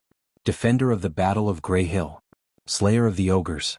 At the last moment of his life, he defeated an ogre warlord. May his soul rest in peace. Soren really couldn't think of anything to write. So, he simply left a few words on the tombstone, then put the broken longbow and machete into the grave. Weapons were a warrior's second life. These equipment should be buried with him. It might be a bit of a waste, but it was a tradition of this world. Sometimes traditions should be respected. Just like the warriors of Whiterun, those who died in battle were buried with their weapons and armor. City Hall had disagreements with the army over this matter more than once. The politicians thought that it was a shameful waste, and that the equipment should be taken back and given to new soldiers. However, the army always stubbornly refused. Some people with bad tempers even fought over it. There was no reason to argue. They stubbornly believed that the equipment they used when they were alive should be buried with them. If they died in battle in the future, the weapons and armor buried with them would be better than any gold, silver, or jewelry. Perhaps this was the warrior's stubbornness. It took a long time to clean up the battlefield, and the injured were sent back to Whiterun. A lot of loot was found in the ogre fortress, but it didn't have much to do with Soren. At most, the adventurers would get another reward later. The unfinished fortress was covered in flames. In order to prevent other creatures from occupying it, the commander ordered everything to be torn down and burned to the ground. Soren returned with the rest of the team. The others also had some simple battles, such as the lizard men that migrated from the Black Swamp. If they knew that the ogre tribe had been destroyed, they might retreat to other places. If they didn't know, the Whiterun army would drive them away. It was obviously much easier to deal with the lizard men. About 500 to 600 soldiers were enough. The journey back was relatively quiet. After defeating the ogres, the rest was not a problem. Even if there were some scattered monsters, the guards of the other caravans could deal with them. On the way back to Whiterun, the army was greeted with cheers and cheers. From time to time, civilians would gather on the roads near the towns and villages to watch, pointing at the ogre corpses and exclaiming in amazement. These monsters with arms as thick as their thighs were not common. The civilians near the city rarely encountered gnolls, and at most they would occasionally see goblins and kobolds. After all, gnolls were very dangerous. If they were found to be active near the territory, the garrison's militia and army would be dispatched very quickly. The soldiers who were less injured walked with their heads held high. This was their moment of glory. Their strength, their bravery, and their sacrifice had created a relatively safe living environment near Whiterun. This was the mission they had to accept. Since there were sacrifices in battle, there should be glory after victory. As the army gradually approached Whiterun, the cheering crowd also became more and more sorrowful. The soldiers were selected from the nearby towns and villages. With so many casualties, many people had lost their husbands and sons. Soren was silent throughout the journey. He just watched quietly as if he was a bystander. He watched as the surviving soldiers hugged their loved ones, and he also watched as the elderly parents hugged their sons' corpses and cried bitterly. This was a very common thing. War did not necessarily bring wealth, but it would definitely leave behind pain. Perhaps it was because he had seen too much in the past, but now he was not as emotional. Whiterun gave him an extra 50 Kindler coins as a reward. It seemed that there were a lot of valuable spoils in the ogre fortress this time. For cooperating with Whiterun, the city hall also gave him a medal. If he wanted to, he could become a citizen of Whiterun and settle down here. The medal was a bronze medal and it was more of a symbol than anything else. After receiving his reward, Soren left and casually threw the medal into his multidimensional bag. He had received hundreds of such medals in the past, and there was no lack of noble medals among them. If he accepted, he could become an honorary lord. Although it would bring him benefits and power, he would also have to fulfill his mission. It was equivalent to joining a faction. After returning to Whiterun, Soren first handed over his mission. Due to the difficulty of defeating the ogres, his mercenary rank was raised to E, and he did not receive any additional rewards. The mercenary union only recognized his strength. After taking care of some miscellaneous matters, he went to find a doctor. The broken bone in his right arm needed to be properly reattached. After all, his medical skills were not high.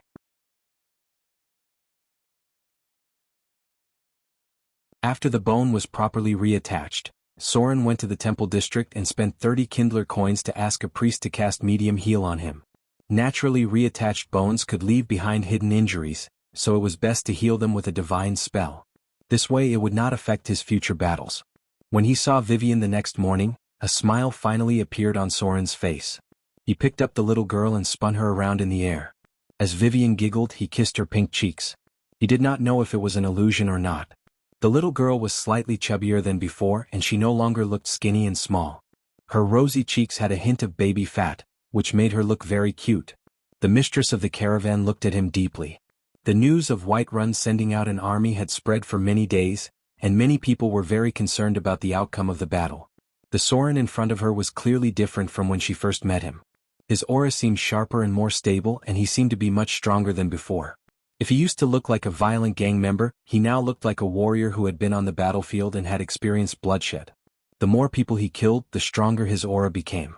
Soren looked at Gloria in front of him and nodded with a smile. Although he did not say anything, the mistress of the caravan knew that he wanted to leave with Vivian. She sighed. She did not know why Soren was so stubborn about leaving. During this period of time, she had learned a lot from Vivian. She knew that they were orphans.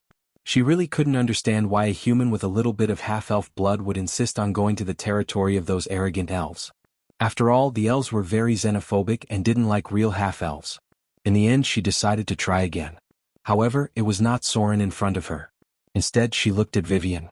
This little girl was very smart. Although she looked innocent and cute, she was not ignorant.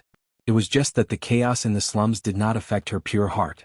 This was a very rare and precious quality. A pure heart represented a pure soul. The strength of her heart could help her go further. P.S. An epitaph or something like that, it won't be written very sentimentally.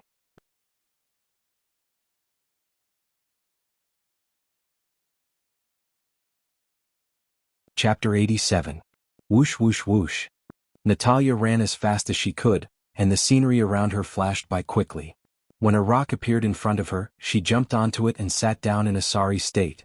Blood dripped down from her chest, from her collarbone all the way to her chest. A hideous cut had almost cut her right breast in half. There was a scar on her beautiful face that extended from her lips to her chin. It ruined her overall beauty, but also added a hint of valiance. Bastard. She took off the leather armor in front of her chest and cursed when she saw her breasts. Murderer. Lunatic. The cut almost reached her ribs. If the wound went any deeper, it would have hurt her heart. She gritted her teeth and took out a silver needle to sew up the wound. Then she raised her hand and cast a faint light. The cut flesh quickly regenerated. On her back and arms, there were many small blood stains. Her fair arms seemed to have been cut by extremely thin threads and were covered with dense blood stains. There was a bloody wound on her plump buttocks, which seemed to have been pierced by some short weapon. Natalia groaned in pain. She wrapped the wound with a bandage and stood up again. Her tenacious vitality allowed her to keep fighting. She looked behind her with a slightly frightened gaze, then continued to run into the distance. As if she had been enchanted with some kind of spell, her running speed was extremely fast. She jumped over the slightest obstacles. Trees and rocks flew past her. She didn't know how far she had run. She only stopped when her stamina started to run out. Tsk tisk. A voice filled with an evil aura sounded. A figure appeared in the hazy shadows. It was impossible to see his face clearly. Only a pair of light red eyes could be seen. His figure was shrouded in darkness. He stood under a lush tree, his fingers playing with a small throwing knife. He said in a playful voice, "My dear sister." Why aren't you running anymore? That's it? Natalia's charming face showed a trace of fear. She instantly drew her swords from her waist and said in a trembling voice, "Who's your sister? You pervert, murderer, lunatic." The figure in the darkness gradually walked out. He had a devilishly handsome face and his skin was very pale, as if he was very disgusted by the sunlight. He walked to the shade of a tree and sighed. "It seems that you haven't fully awakened yet. What a pathetic talent. The divine blood that Father left in your body still hasn't given you true power?" Natalia stared at the man with extreme vigilance, her hands trembling as she gripped her swords. The previous battle had filled her with fear. Even though she was close to becoming a grade 4 ranger and bounty hunter, she was still no match for the man in front of her. Her teammates had all died at his hands, even though there was no grudge between them. What was even more frightening was his powerful tracking ability. Bounty hunters were originally good at tracking among rogues, not to mention that she was a ranger. But in front of him she was like a plaything. Since he couldn't discover the other party's location, he couldn't escape the other party's pursuit either. Yes, that's the expression. The corner of the man's mouth curled up in a sinister arc. He raised his hand and threw the dagger in his hand. In the next moment, a bloody mark appeared on Natalia's charming face. The dagger returned to his hand in an instant. He stared at the prey in front of him and said slowly, "That's right. This is the taste of fear. You're afraid. You're afraid. My dear sister, could it be that you still can't wake up? What a lamentable talent. Where's the bloodline power flowing in your body? Hasn't the slaughter and fear awakened your hidden soul?" Tremble. Natalia's body trembled slightly. She couldn't stand the pressure that her opponent was exerting on her. She let out a roar and pounced forward. The long sword in her hands drew a cold glint in the air, almost forming afterimages. The light from the sword fell on the man, but it was as if the air was distorted in an instant. The man's figure split into three, and then merged back into one in front of the tired Natalia. A trace of blood-red light appeared in the man's eyes. He pointed a finger at Natalia's forehead, and a strange light appeared. Abyssal fear. Time seemed to freeze in that instant. Natalia's face was filled with fear. She looked left and right in horror, as if she had seen something even more terrifying. She trembled and cried, "No. No. Go away. You're a bunch of ugly monsters. Demons." Her expression became more and more twisted. Suddenly, the fear in her heart seemed to have reached a critical point. Natalia's eyes turned blood red, and the leather armor on her back shattered in an instant, revealing her slender and beautiful naked body. Strange tattoos appeared on her skin, and her skin turned dark green. A pair of demon horns appeared on her forehead, and a pair of 3-meter-long bat wings spread out from her back. Natalia raised her head and let out a shrill cry. The sound was like a wave of air that wreaked havoc. All the beasts within a few kilometers who heard the sound fled in panic. They seemed to be running crazily as if there was a great fear behind them. Aura of fear. A pair of sharp fangs appeared at the corner of the man's mouth. A shadowy figure appeared behind him, and he sighed. "You finally awakened. My dear sister, your will to resist fear is quite strong. Much stronger than the little brother from before. Then, the hunt should begin." A pair of black daggers appeared in the man's hands. He disappeared in an instant and then reappeared in the air. The daggers slashed through the darkness and went straight for Natalia's heart. Clang, clang. Natalia's swords turned into a series of afterimages. Her eyes were still blood-red, and she instinctively blocked the attack coming from behind. What powerful combat instincts! The bewitching man landed on the ground with slight bloodstains on his arm. He stuck out his tongue and licked the wound as if he was tasting the most delicious food. He slowly said, "If you had woken up earlier, then it would have been hard to say who would be the hunter in this game. Am I right? My dear sister?" Natalia's expression was still blank. She looked at herself helplessly, then looked at the man in front of her. "What the hell are you?" she asked slowly. "Why have I become like this?"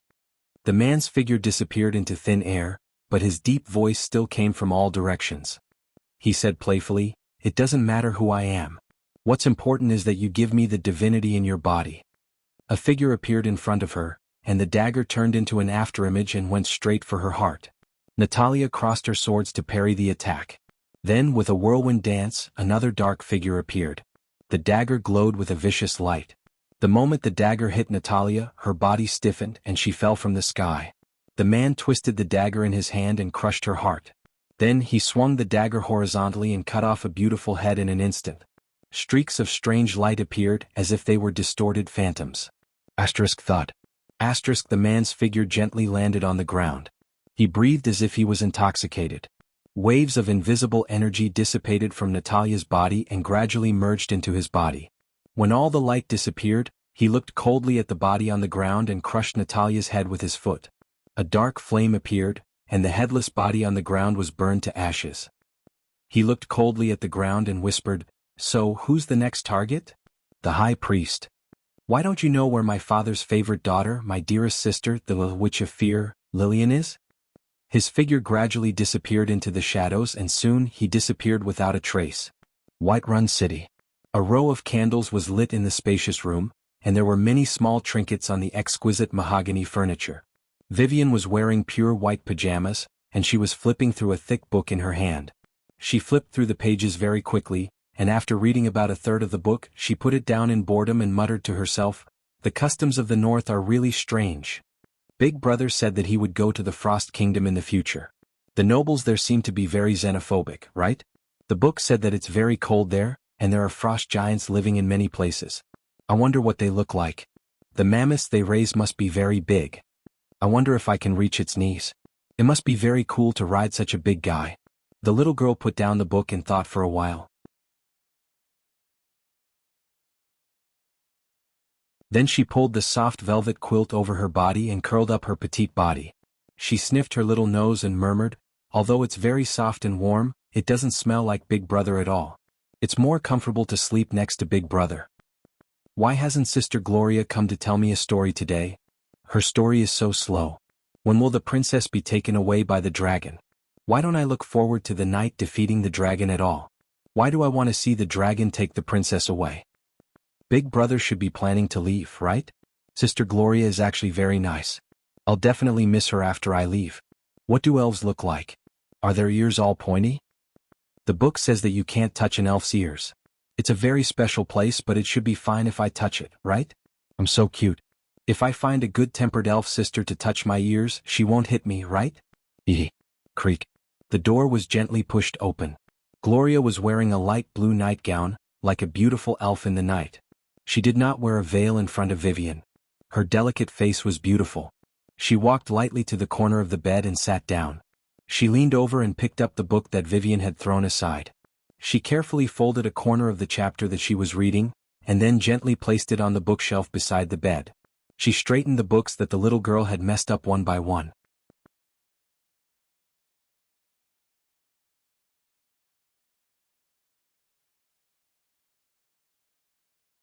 Chapter 88. Sister Gloria. Vivian got up and rested her head on Gloria's thighs.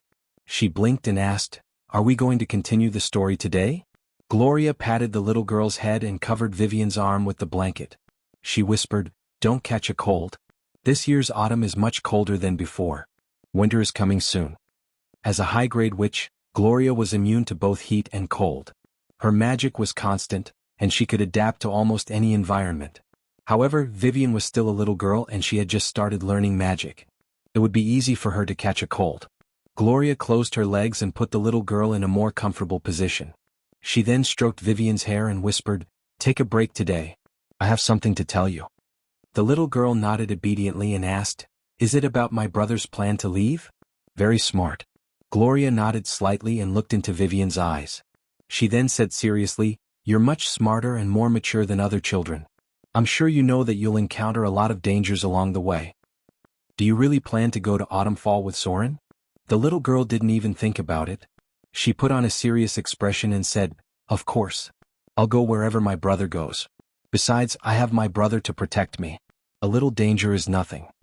Gloria's expression also became serious. She then said in a low voice, "Although Soren is a skilled rogue, there are still many dangers that he can't handle. This time there are two-headed ogres in the south. Something big must have happened. It's too dangerous for the two of you to travel. Not to mention you'll have to go into the forest when you reach Autumnfall. There are many monsters that ordinary people can't handle. If Soren accidentally encounters them, he won't be able to protect himself, let alone you. Vivian faltered slightly upon hearing this before a very solemn expression appeared on her little face, and she said in a serious voice, "It's all right. I can protect my brother. I feel like I'm much stronger than before." That's not the right answer. Also, what's with that solemn expression and the sense of mission? Gloria had rehearsed the words in her heart several times in the beginning, but she couldn't say them out loud. Vivian's answer was completely beyond her expectations. Hearing the little girl's incomparably serious words, she actually didn't know what to say for a moment. Protect Soren? You're just an 8-year-old girl. She didn't know if Soren should feel relieved or ashamed after hearing this. Silly girl. Gloria rubbed Vivian's little head fiercely with her hand and seemed to be a little helpless. Then why can't you persuade Soren not to go there? You clearly know that the wilderness is dangerous, yet you still want to go so far away when you're not strong enough. Why don't you stay here or follow me to the north? You can stay by my side and continue to learn magic, and Soren won't have to take such a big risk. You don't have any relatives in the Elven Kingdom. If you go there recklessly, you'll suffer a lot. Soren cares a lot about you. If you persuade him, maybe he'll give up on the idea of going there. The little girl bit her finger with a hesitant expression. Gloria reached out and took the little girl's white finger. She patted the little girl's head and said sternly, "Don't suck your finger." Vivian giggled and stuck out her tongue. She then said seriously, "My brother must have a reason for going there, although he didn't tell me why. But my brother's decision is definitely right." Gloria was speechless. She even had the urge to beat Soren up. She said in a low voice, "No one's decision will always be right. Besides, Soren is only an adventurer. There are many things that he hasn't heard of. There are two-headed dragons, moonsaber panthers, and all kinds of strange creatures near the elven forest. It'll be very dangerous if you accidentally encounter them." The little girl turned her head away unhappily and pouted, "My brother's decision is definitely right. Even if he's wrong, he's doing it for my own good. Don't you dare say anything bad about him. My brother is the best brother in the world. He'll be the strongest brother in the future." Vivian had a solemn expression on her face. It seemed like she was even more confident than Soren that he would become a powerful person in the future. The mistress sighed helplessly again and said, "Sometimes I wonder if the two of you are biological siblings. But after seeing you like this, I really believe it. You two have the same temper." Vivian didn't say anything, but there was a hint of pride on her face. It was as if the mistress said that she and Soren were similar was something to be proud of. The mistress of the caravan didn't know how important Soren was to Vivian. He wasn't just an older brother. He was more like a father who held up the sky for her with his strong back. No one remembered what Soren used to be. In their eyes, Soren was just a taciturn rogue with a cold expression. Sometimes he was even a ruthless person. However, there was one person in this world who remembered what Soren used to be. She had been remembering things since she was very young. In her earliest memories, her brother was a handsome young man with 2 dimples when he smiled. He would carry her, who was only 1 or 2 years old, to watch flowers and catch butterflies under the warm afternoon sun. He would make funny faces and make funny faces to make her laugh. At that time, their mother hadn't gone crazy. Although they lived a poor life, it wasn't too bad. Later on they became orphans. When Soren was 14 or 15 years old, he brought her, who was only 3 years old, to wander the streets. Her brother did almost everything to support her. She still remembered the ferocious look on his face when he first got into a fight because of her, and how he had to comfort her when she was crying. She also remembered the first time her brother stole something, and how his hands trembled with joy and nervousness. She also remembered the first time her brother killed someone because of her. Even though her back was facing him, she could still feel his fear. He didn't dare to fall asleep, and she could only hug his arm tightly and curl up in his embrace. It was as if that could strengthen their courage. Her brother smiled less and less, and his expression became colder and colder. He would only smile when he was comforting her, and his dimples would make her heart feel warm. It was a good thing that both of them had dimples. Her brother was her brother, and her brother wasn't just her brother. There were some things that outsiders would never understand, and they didn't need outsiders to understand. "Sister Gloria." Vivian timidly looked at the mistress of the caravan and whispered, "Why don't you come with us? If there's any danger that neither my brother nor Vivian can handle, you can protect us. You're so strong, so there won't be any problems. Plus, it's so boring to stay here all day. Don't you want to go to the Elven Kingdom?" The mistress of the caravan was amused. She patted the little girl's head and said, I was the one who told you not to go to the Elven Kingdom. Why are you asking me to go with you? The little girl sneaked a glance at the mistress of the caravan and whispered, What if we meet a monster that neither my brother nor I can defeat? Then Vivian will be eaten by the monster. Then I won't be able to see you again. Sob, sob, sob. The little girl's acting skills were terrible. She was clearly pretending to cry, but she didn't shed any tears. She rubbed her eyes with her little hands and stole a glance at Gloria, but she was really cute and funny. The mistress of the caravan couldn't help but smile a little. Slap. The mistress of the caravan grabbed the little girl and placed her on her knees. She then slapped the little girl's butt and said, That's what you get for pretending. You little imp. The mistress of the caravan sighed and hesitated for a moment before saying, Let me think about it. Charm successful. The mistress of the caravan felt that she had failed to achieve her goal and was even persuaded by the little girl's pitiful expression. She looked a little discouraged and got up to leave. But at this time, the little girl suddenly reached out and grabbed one of her fingers, whispering, Sister Gloria, can you sleep with me tonight? Okay. The mistress of the caravan hesitated for a moment before nodding. She lifted the soft velvet blanket and lay down. Vivian snuggled into her arms like a kitten and rested her head on her chest. The little girl twitched her nose and sniffed. She arched her nose like a puppy and whispered, Sister smells so good. Gloria didn't reply. She hugged the little girl and closed her eyes. Sometimes she didn't know why she couldn't harden her heart toward Vivian. Perhaps she really liked the little girl. When she first saw the little girl's petite figure, she felt sorry for her. It was as if her maternal instincts had been awakened. As they got to know each other more, she was able to infect Gloria with her emotions. Gloria could feel the little girl's joy, seriousness, and persistence. It was hard to explain, but Gloria enjoyed having the little girl by her side. Perhaps they were similar in some ways. Big sister's chest is so soft. Feels so good to touch. The little girl didn't seem to be sleepy. She pinched the mistress of the caravan's chest curiously. At this age, curiosity was at its peak. Anything new could attract her attention. Vivian's memories of her mother were blurry. She couldn't even remember her mother's face. The mistress of the caravan before her filled in the gaps in her image of her mother. She was a gentle, beautiful, and elegant woman who cared for her. Smack. Gloria slapped her butt again. Vivian obediently retracted her hand even though she really wanted to touch her butt again. Gloria's cheeks flushed red. She glared at the little girl and said sternly, Don't move and don't touch me. Go to sleep or I'll cast a deep sleep spell on you. The little girl finally behaved herself. She hugged the mistress of the caravan's arm and buried her head in her bosom. Her breathing gradually evened out and she fell asleep soon after. After all, children at this age were very sleepy.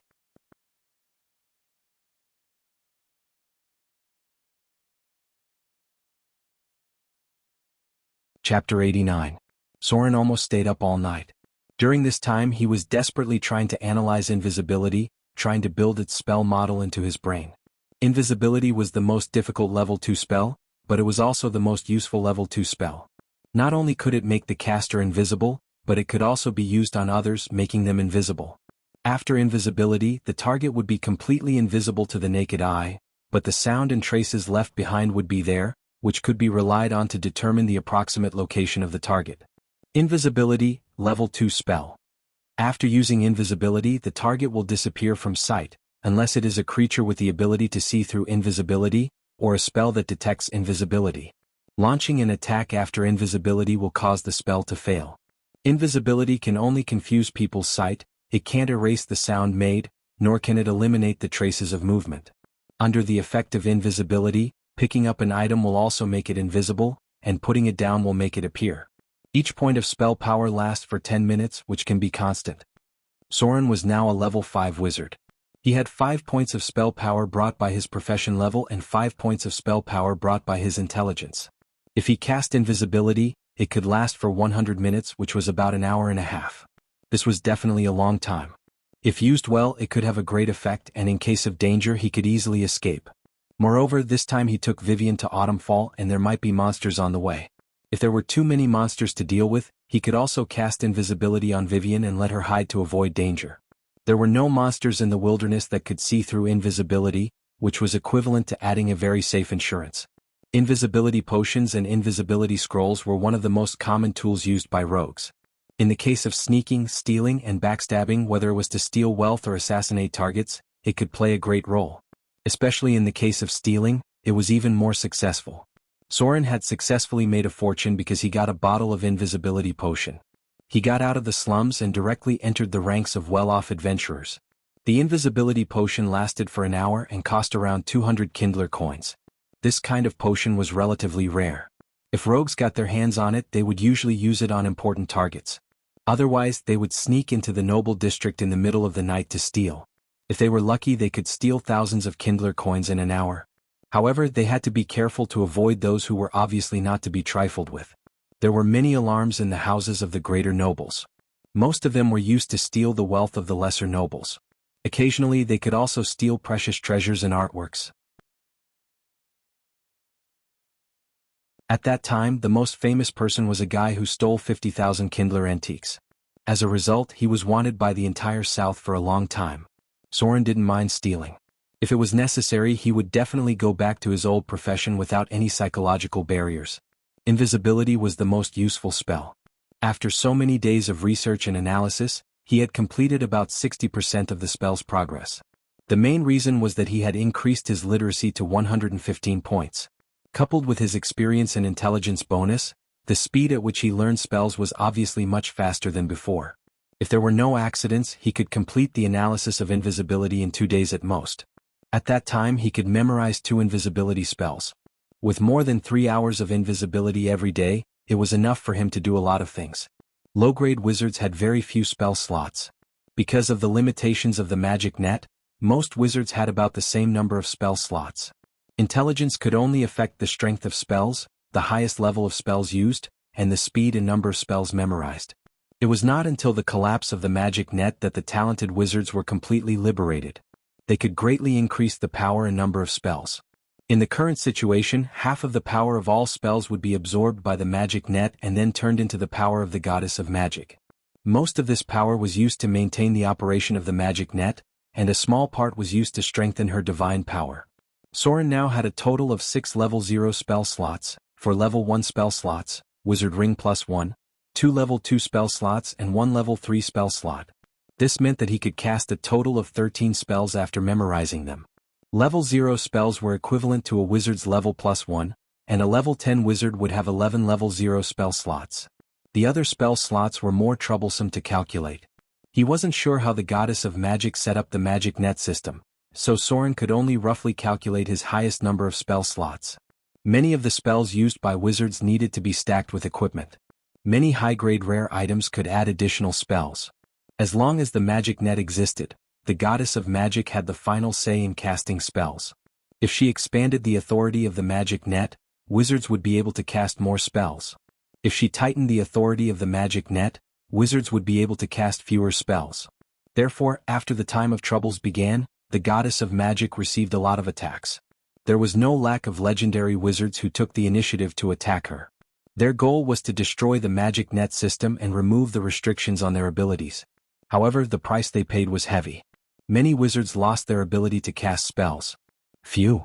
Soren rubbed his forehead and washed his face with water. He then pulled out his curved sword and began practicing the White Raven battle tactic. As his profession level increased, so did his energy. It wasn't a big problem for him to not sleep for a few days straight. The progress of the White Raven sword tactic was very slow. These combat techniques required a lot of effort to hone. He still had more than 5,000 slaughter EXP. If he wanted to, he could directly level up his rogue or wizard class. However, Soren still wanted to see if he could trigger the profession advancement. The main thing was that profession advancement would greatly increase his abilities. Stealth would increase his stealth and detection by 10 points. Godly Thief would increase his pick, lock and trap by 10 points. Bounty Hunter would increase his search by 10 points and 8 tracking ability. Profession advancement was a strengthening of the original profession level. Usually, it would increase one's abilities in a certain area. However, the price to pay was that the slaughter EXP needed to level up the profession advancement. Just the profession advancement alone required 5,000 slaughter EXP. The subsequent profession advancement would basically increase the profession advancement's level by several folds. Profession advancement had a basic skill requirement, but there were also some special conditions. Currently, the easiest profession for Soren to level up was stealth. As long as he had 150 points in stealth, he would be able to meet the requirements. However, he still wanted to see if he could unlock other profession advancement. For example, Shadow Dancer, which required the ability to dodge, Bounty Hunter, which required the ability to track, and so on. These profession advancements abilities would be very strong once they reached the legendary realm. The Bounty Hunter was the most outstanding profession advancement. After reaching the legendary realm, he could place a soul mark on his target. After that, he could use a special skill to travel through the shadow realm and appear behind the target out of thin air. His assassination ability was basically on par with a legendary assassin. If Soren didn't have a wizard class, he would undoubtedly be able to level up to stealth. However, with the buff of invisibility, the requirement to level up to stealth was greatly reduced. With the buff of invisibility and greater invisibility in the future, it could completely replace the additional abilities gained by stealth. Therefore, Soren's current plan was to further enhance his explosive power in battle. Currently, Assassin, Shadow Dancer, and Bounty Hunter were his top choices. These three profession advancements had powerful combat abilities. If an assassin wants to learn alchemy, I must have the ability to make poisons. Soren put away his curved sword and walked towards his room. He needed to buy some small items. The Shadow Dancer's evasion skill is very high. I'm afraid my own evasion skill is still lacking. Although bounty hunters have powerful tracking abilities in the future, they don't have much combat ability before reaching the legendary realm. There are still a lot of prerequisites. Now, I can only see which profession advancement's condition is met first. Wizards were always busy. Soren went to the secret shop to buy parchment paper, ink, quill pens, gem powder, and so on. These were all tools used by wizards, not ordinary people. He also bought himself some food for the night. Then he began to copy the scrolls according to his memory. This was the most important ability of a wizard, and also the most powerful guarantee of combat ability. The only downside was that it was very expensive. In total, he spent more than 100 Kindler coins. After returning to his room, Soren began to copy the scrolls. He had memorized 4 arcane missile spells, so he could try to copy the scrolls 4 times. Basically, he would definitely fail at the beginning. However, he could improve his basic skills during the process. As his scroll copying skill improved, the success rate would also increase. Finally, he could try to copy a high-level spell scroll. As a spellcaster, it was impossible for him to not have a few scrolls to protect himself. 2 hours passed quickly. As expected, Soren failed. He failed to copy the first arcane missile spell scroll. He lost about 20 Kindler coins but gained 2 points in the scroll copying skill. He was not surprised by the failure. After resting for a while, he continued to copy the scrolls. When he copied the 3rd scroll, he finally succeeded. More than 100 Kindler coins were exchanged for an arcane missile spell scroll. Then he gained 12 points in the scroll copying skill. Failure only gave him 2 points, but success gave him 6 points. Looks like my focus skill is still not high enough.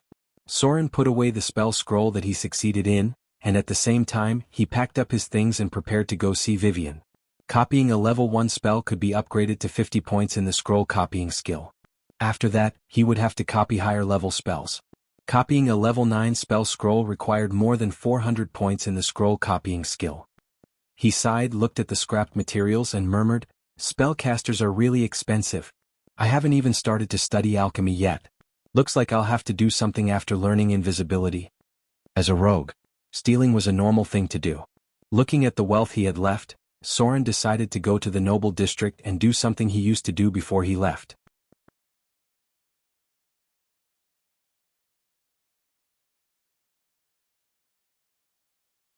Chapter 90. 2 days passed by in a flash. Soren was very busy during this period of time. He finished analyzing invisibility in the afternoon and finally managed to construct the complicated second circle spell in his mind. Soren couldn't wait to memorize the spell model after he finished constructing it. After more than 2 hours of meditation, he finally completed the 2 spell models for invisibility. Since he didn't know many spells, he didn't spend much time memorizing them. 4 first circle arcane missiles and 2 second circle invisibility. Although Soren had recorded a few third circle spells, he didn't have much time to study them. He could only wait until he had more time to analyze them. After completing the spell model, Soren went to rest. On one hand, he wanted to recover his energy, and on the other, he wanted to wait for night to come. He was now spending money like water. Although copy scroll had increased to 36 points, He had spent 300 to 400 gold dirhams. The gold coins in his hands were a little tight. Night came. Soren woke up around 10 o'clock in the evening. He changed into the clothes he prepared in advance and put on a mask. There was no shortage of items in the gray area. As long as you could find them and know how to deal with them, you could buy all kinds of strange things from them. The curfew in Whiterun was still in effect, and the number of guards patrolling the streets had increased by half. Soren's figure hid in the shadows as he carefully sneaked toward the noble district. The social hierarchy in this world was very strict. The rich district and the poor district were separated, and the noble district was even more independent. The road to the noble district was specially guarded by guards. Ordinary civilians were not allowed to get close. If they saw them, they would be questioned and driven away. Only those who looked well-dressed would be slightly relaxed and allowed to pass. In any case, no homeless or poor people were allowed in the noble district. Otherwise they would be punished. Compared to the other areas that were dirty and messy, the noble district was very clean and tidy. There was no excrement from humans or animals, nor was there any sewage or muddy ditches. The ground was paved with flat stone slabs, and there were underground drainage channels on both sides of the road. There were flower beds and big trees along the road, and there were small independent villas on both sides of the road. Most of the windows were made of stained glass, which was a symbol of wealth. Ordinary civilians mostly used paper. This kind of expensive alchemy material was not something they could afford. There were guards patrolling the roads and everywhere. The security of the noble district was the best. As there was no shortage of cheat fingers who wanted to come here to make a fortune, the security was also much tighter. However, if they were caught, they would be in trouble. Stealing from a noble was a heavier crime than stealing from a commoner. They could have an arm broken or be sent to the mines to do manual labor. As Soren chanted a spell in a low voice, he used invisibility in a dark alley. His figure gradually disappeared. The moonlight directly penetrated his position and sprinkled on the ground. It was as if he had completely disappeared. Soren's footsteps were very light when he was in stealth mode. He almost did not alert any targets. He walked directly in front of the two white horse guards. The distance between them was less than 3 meters, and the two guards did not notice him at all. They were still talking about how many waitresses in a tavern. After they finished talking, they even laughed in a way that only men would understand. There was nothing strange in front of them. Whether it was light or shadows, they did not even hear the faint sound of footsteps. If Soren wanted to, he could take the lives of these two guards in an instant. Inside the small villas it was pitch black. At this time most people were asleep. Behind the villas were the residences of the nobles, and that was Soren's forbidden area. Humans still maintained a relatively orderly society. They had not completely devolved into a society where only the strong were respected. Many of the nobles were ordinary people or slightly stronger than ordinary people. Only the nobles who held more power would have strict requirements for strength. Otherwise, they would not have the ability to rule a city. Many of the nobles here inherited their titles. Some were permanent, while others could only last for 3 generations. If there were no outstanding talents, they would gradually be reduced to the status of commoners. Lesser nobles did not have many valuable things, while the greater nobles had powerful guards in their residences. Soren's target was the middle-class nobles. Most of these nobles had manors outside, but they would also have a villa in the city. They would spend most of the year in the city, mainly to maintain contact with other nobles. March to June was the time when the nobles socialized. They would frequently hold banquets, and would even invite the priests of the goddess of joy or the goddess of love and beauty to attend. These banquets often hid many dirty deals and some were just purely for pleasure. Their lifestyle was very similar to the nobles of the British Empire. Soren carefully observed his surroundings. He quickly chose a suitable target. It was a villa that was not small. It obviously did not seem to have any guards and there was a large garden behind it. The servants' sleeping quarters had already turned off the lights, but the master's room on the 2nd floor had a faint light. Soren's figure walked out from the night. He calculated the time of the guard's patrol, then suddenly jumped onto the edge of the balcony and quietly climbed to the 2nd floor. "Brat, is that you?" A languid voice came from the room. Then, a charming lady wearing a red nightgown tied with a silk ribbon climbed out of the bed. She softly said to the balcony, "Don't make a sound. Come in quickly." The candlelight in the room was very dim, and there was a fragrance in the air. It was as if it was full of lust. The beautiful lady heard a slight noise but no one responded. She seemed to be a little nervous. She carefully looked outside and saw that she was wearing black silk stockings. This kind of alchemy silk was expensive. It seemed that the owner of this villa was not cheap. No one would wear silk stockings to sleep. The other party's dress was obviously arranged for something else. Soren's mouth showed a hint of playfulness. He did not expect to encounter something like this just as he was doing his old job. A tryst. The lady in front of him was obviously waiting for her lover. This kind of sneaky behavior was very popular among the nobles of the South, and everyone had a tacit understanding of it. The circle of nobles had always been very chaotic. This group of people who did not have to worry about food and clothing only had this hobby to satisfy their empty hearts. If they could not be satisfied with this, they would eventually fall into the realm of some evil gods. For example, there was an evil god who liked to appear in forbidden carnival ceremonies. There was a time when the goddess of joy fell into forbidden pleasure.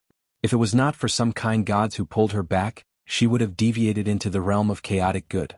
Among the gods, the one who fell the most was the goddess of cat and dance. Now she was in the chaotic neutral camp. It was said that she was almost ruined by the Lady of the Night. If she fell completely, there was no doubt that the Lady of the Night's camp would have one more god. There was a slight noise in the distance. Then, a rather vigorous figure flipped over the wall and entered. She lowered her voice and said, "Camellia? It's me, dear. I'm going up now." A guy who was good at fighting. Soren's night vision was very good. He could clearly see a handsome young man in the garden sneakily approaching. Judging from his face, he was at most in his 20s and he was quite tall. On the other side, the noblewoman seemed to be at least in her 30s. Her charming face couldn't hide the traces at the corners of her eyes and her thick waist. "Come up quickly, my dear," the noblewoman urged in a suppressed voice. Her breathing had become rapid. The young man below was obviously very excited. He jumped up and climbed along the wall to the balcony. As soon as he came up, he pounced on the lady in front of him and kissed her fiercely. At the same time he used his hands to rub her full breasts. The two of them moved into the room and their lips never parted. It seemed that they were both very hungry. Soren was not interested in watching a hand-to-hand fight. He quietly moved his feet, then suddenly appeared and knocked out the noblewoman with a slash. Then his palm was as fast as lightning. In the next second he grabbed the young man's neck and kicked him in the crotch. The young man didn't even have time to scream before his eyes rolled back and he fainted. It seemed like something was broken. Soren's expression was very calm. He put the two people on the ground and then reached out to search their bodies. Rings, necklaces, earrings, bracelets, all the valuable things on their bodies were taken out by Soren. He also pinched the lady's chest and commented, "Your waist is too thick and it's too soft here. It's almost a bit saggy. It's far worse than the drows." Among the females he was most familiar with the drows. Maybe it was because he had stayed in the Underdark for too long. Soren peeled off a ring from the young man's finger and looked at it under the moonlight. In an instant his whole body was covered in cold sweat. It was an energy ring. After activation, it could emit an energy ray with a strength of about 30. It was worth about 2,000 Kindler coins. It had the ability to kill low-grade professions in one shot. Fortunately, he was very fast and did not give the two people any time to react. Otherwise, if they were careless, there would be a hole in their bodies. It seems like they're nobles with high status? Soren looked at the blood on the man's crotch. This injury would not kill him. The other party was obviously a professions, and his vitality was relatively tenacious. The invisibility effect had disappeared. Soren dragged the two fainted guys into the room and then began to search for loot. Damn it. Soren looked at a safe in the hidden compartment and cursed. With his 45 points of unlock skill he could not open the safe. It seemed that some special device was used. Although he had a way to break the lock by force, it would probably cause a lot of noise. In desperation he could only hold the safe in his multi-dimensional bag. It was just enough to fit the safe. He simply took out the things in the multi-dimensional bag and put them in another multi-dimensional bag, and then put them back together with the safe. Before he left, he looked at the two people on the floor and kindly took down the quilt to cover them. It was already bad luck that they met him on a date and got their balls knocked out. It would be bad if they caught a cold. You're tuning in to the Han Lee's Wuxia Adventures YouTube channel. We're so grateful for your support and don't forget to subscribe to join us on this incredible journey through captivating stories. Your generosity through donations truly makes a world of difference, as it's the primary source of revenue that allows me to expand and enhance this channel for you. Thank you from the bottom of my heart for being a part of this adventure.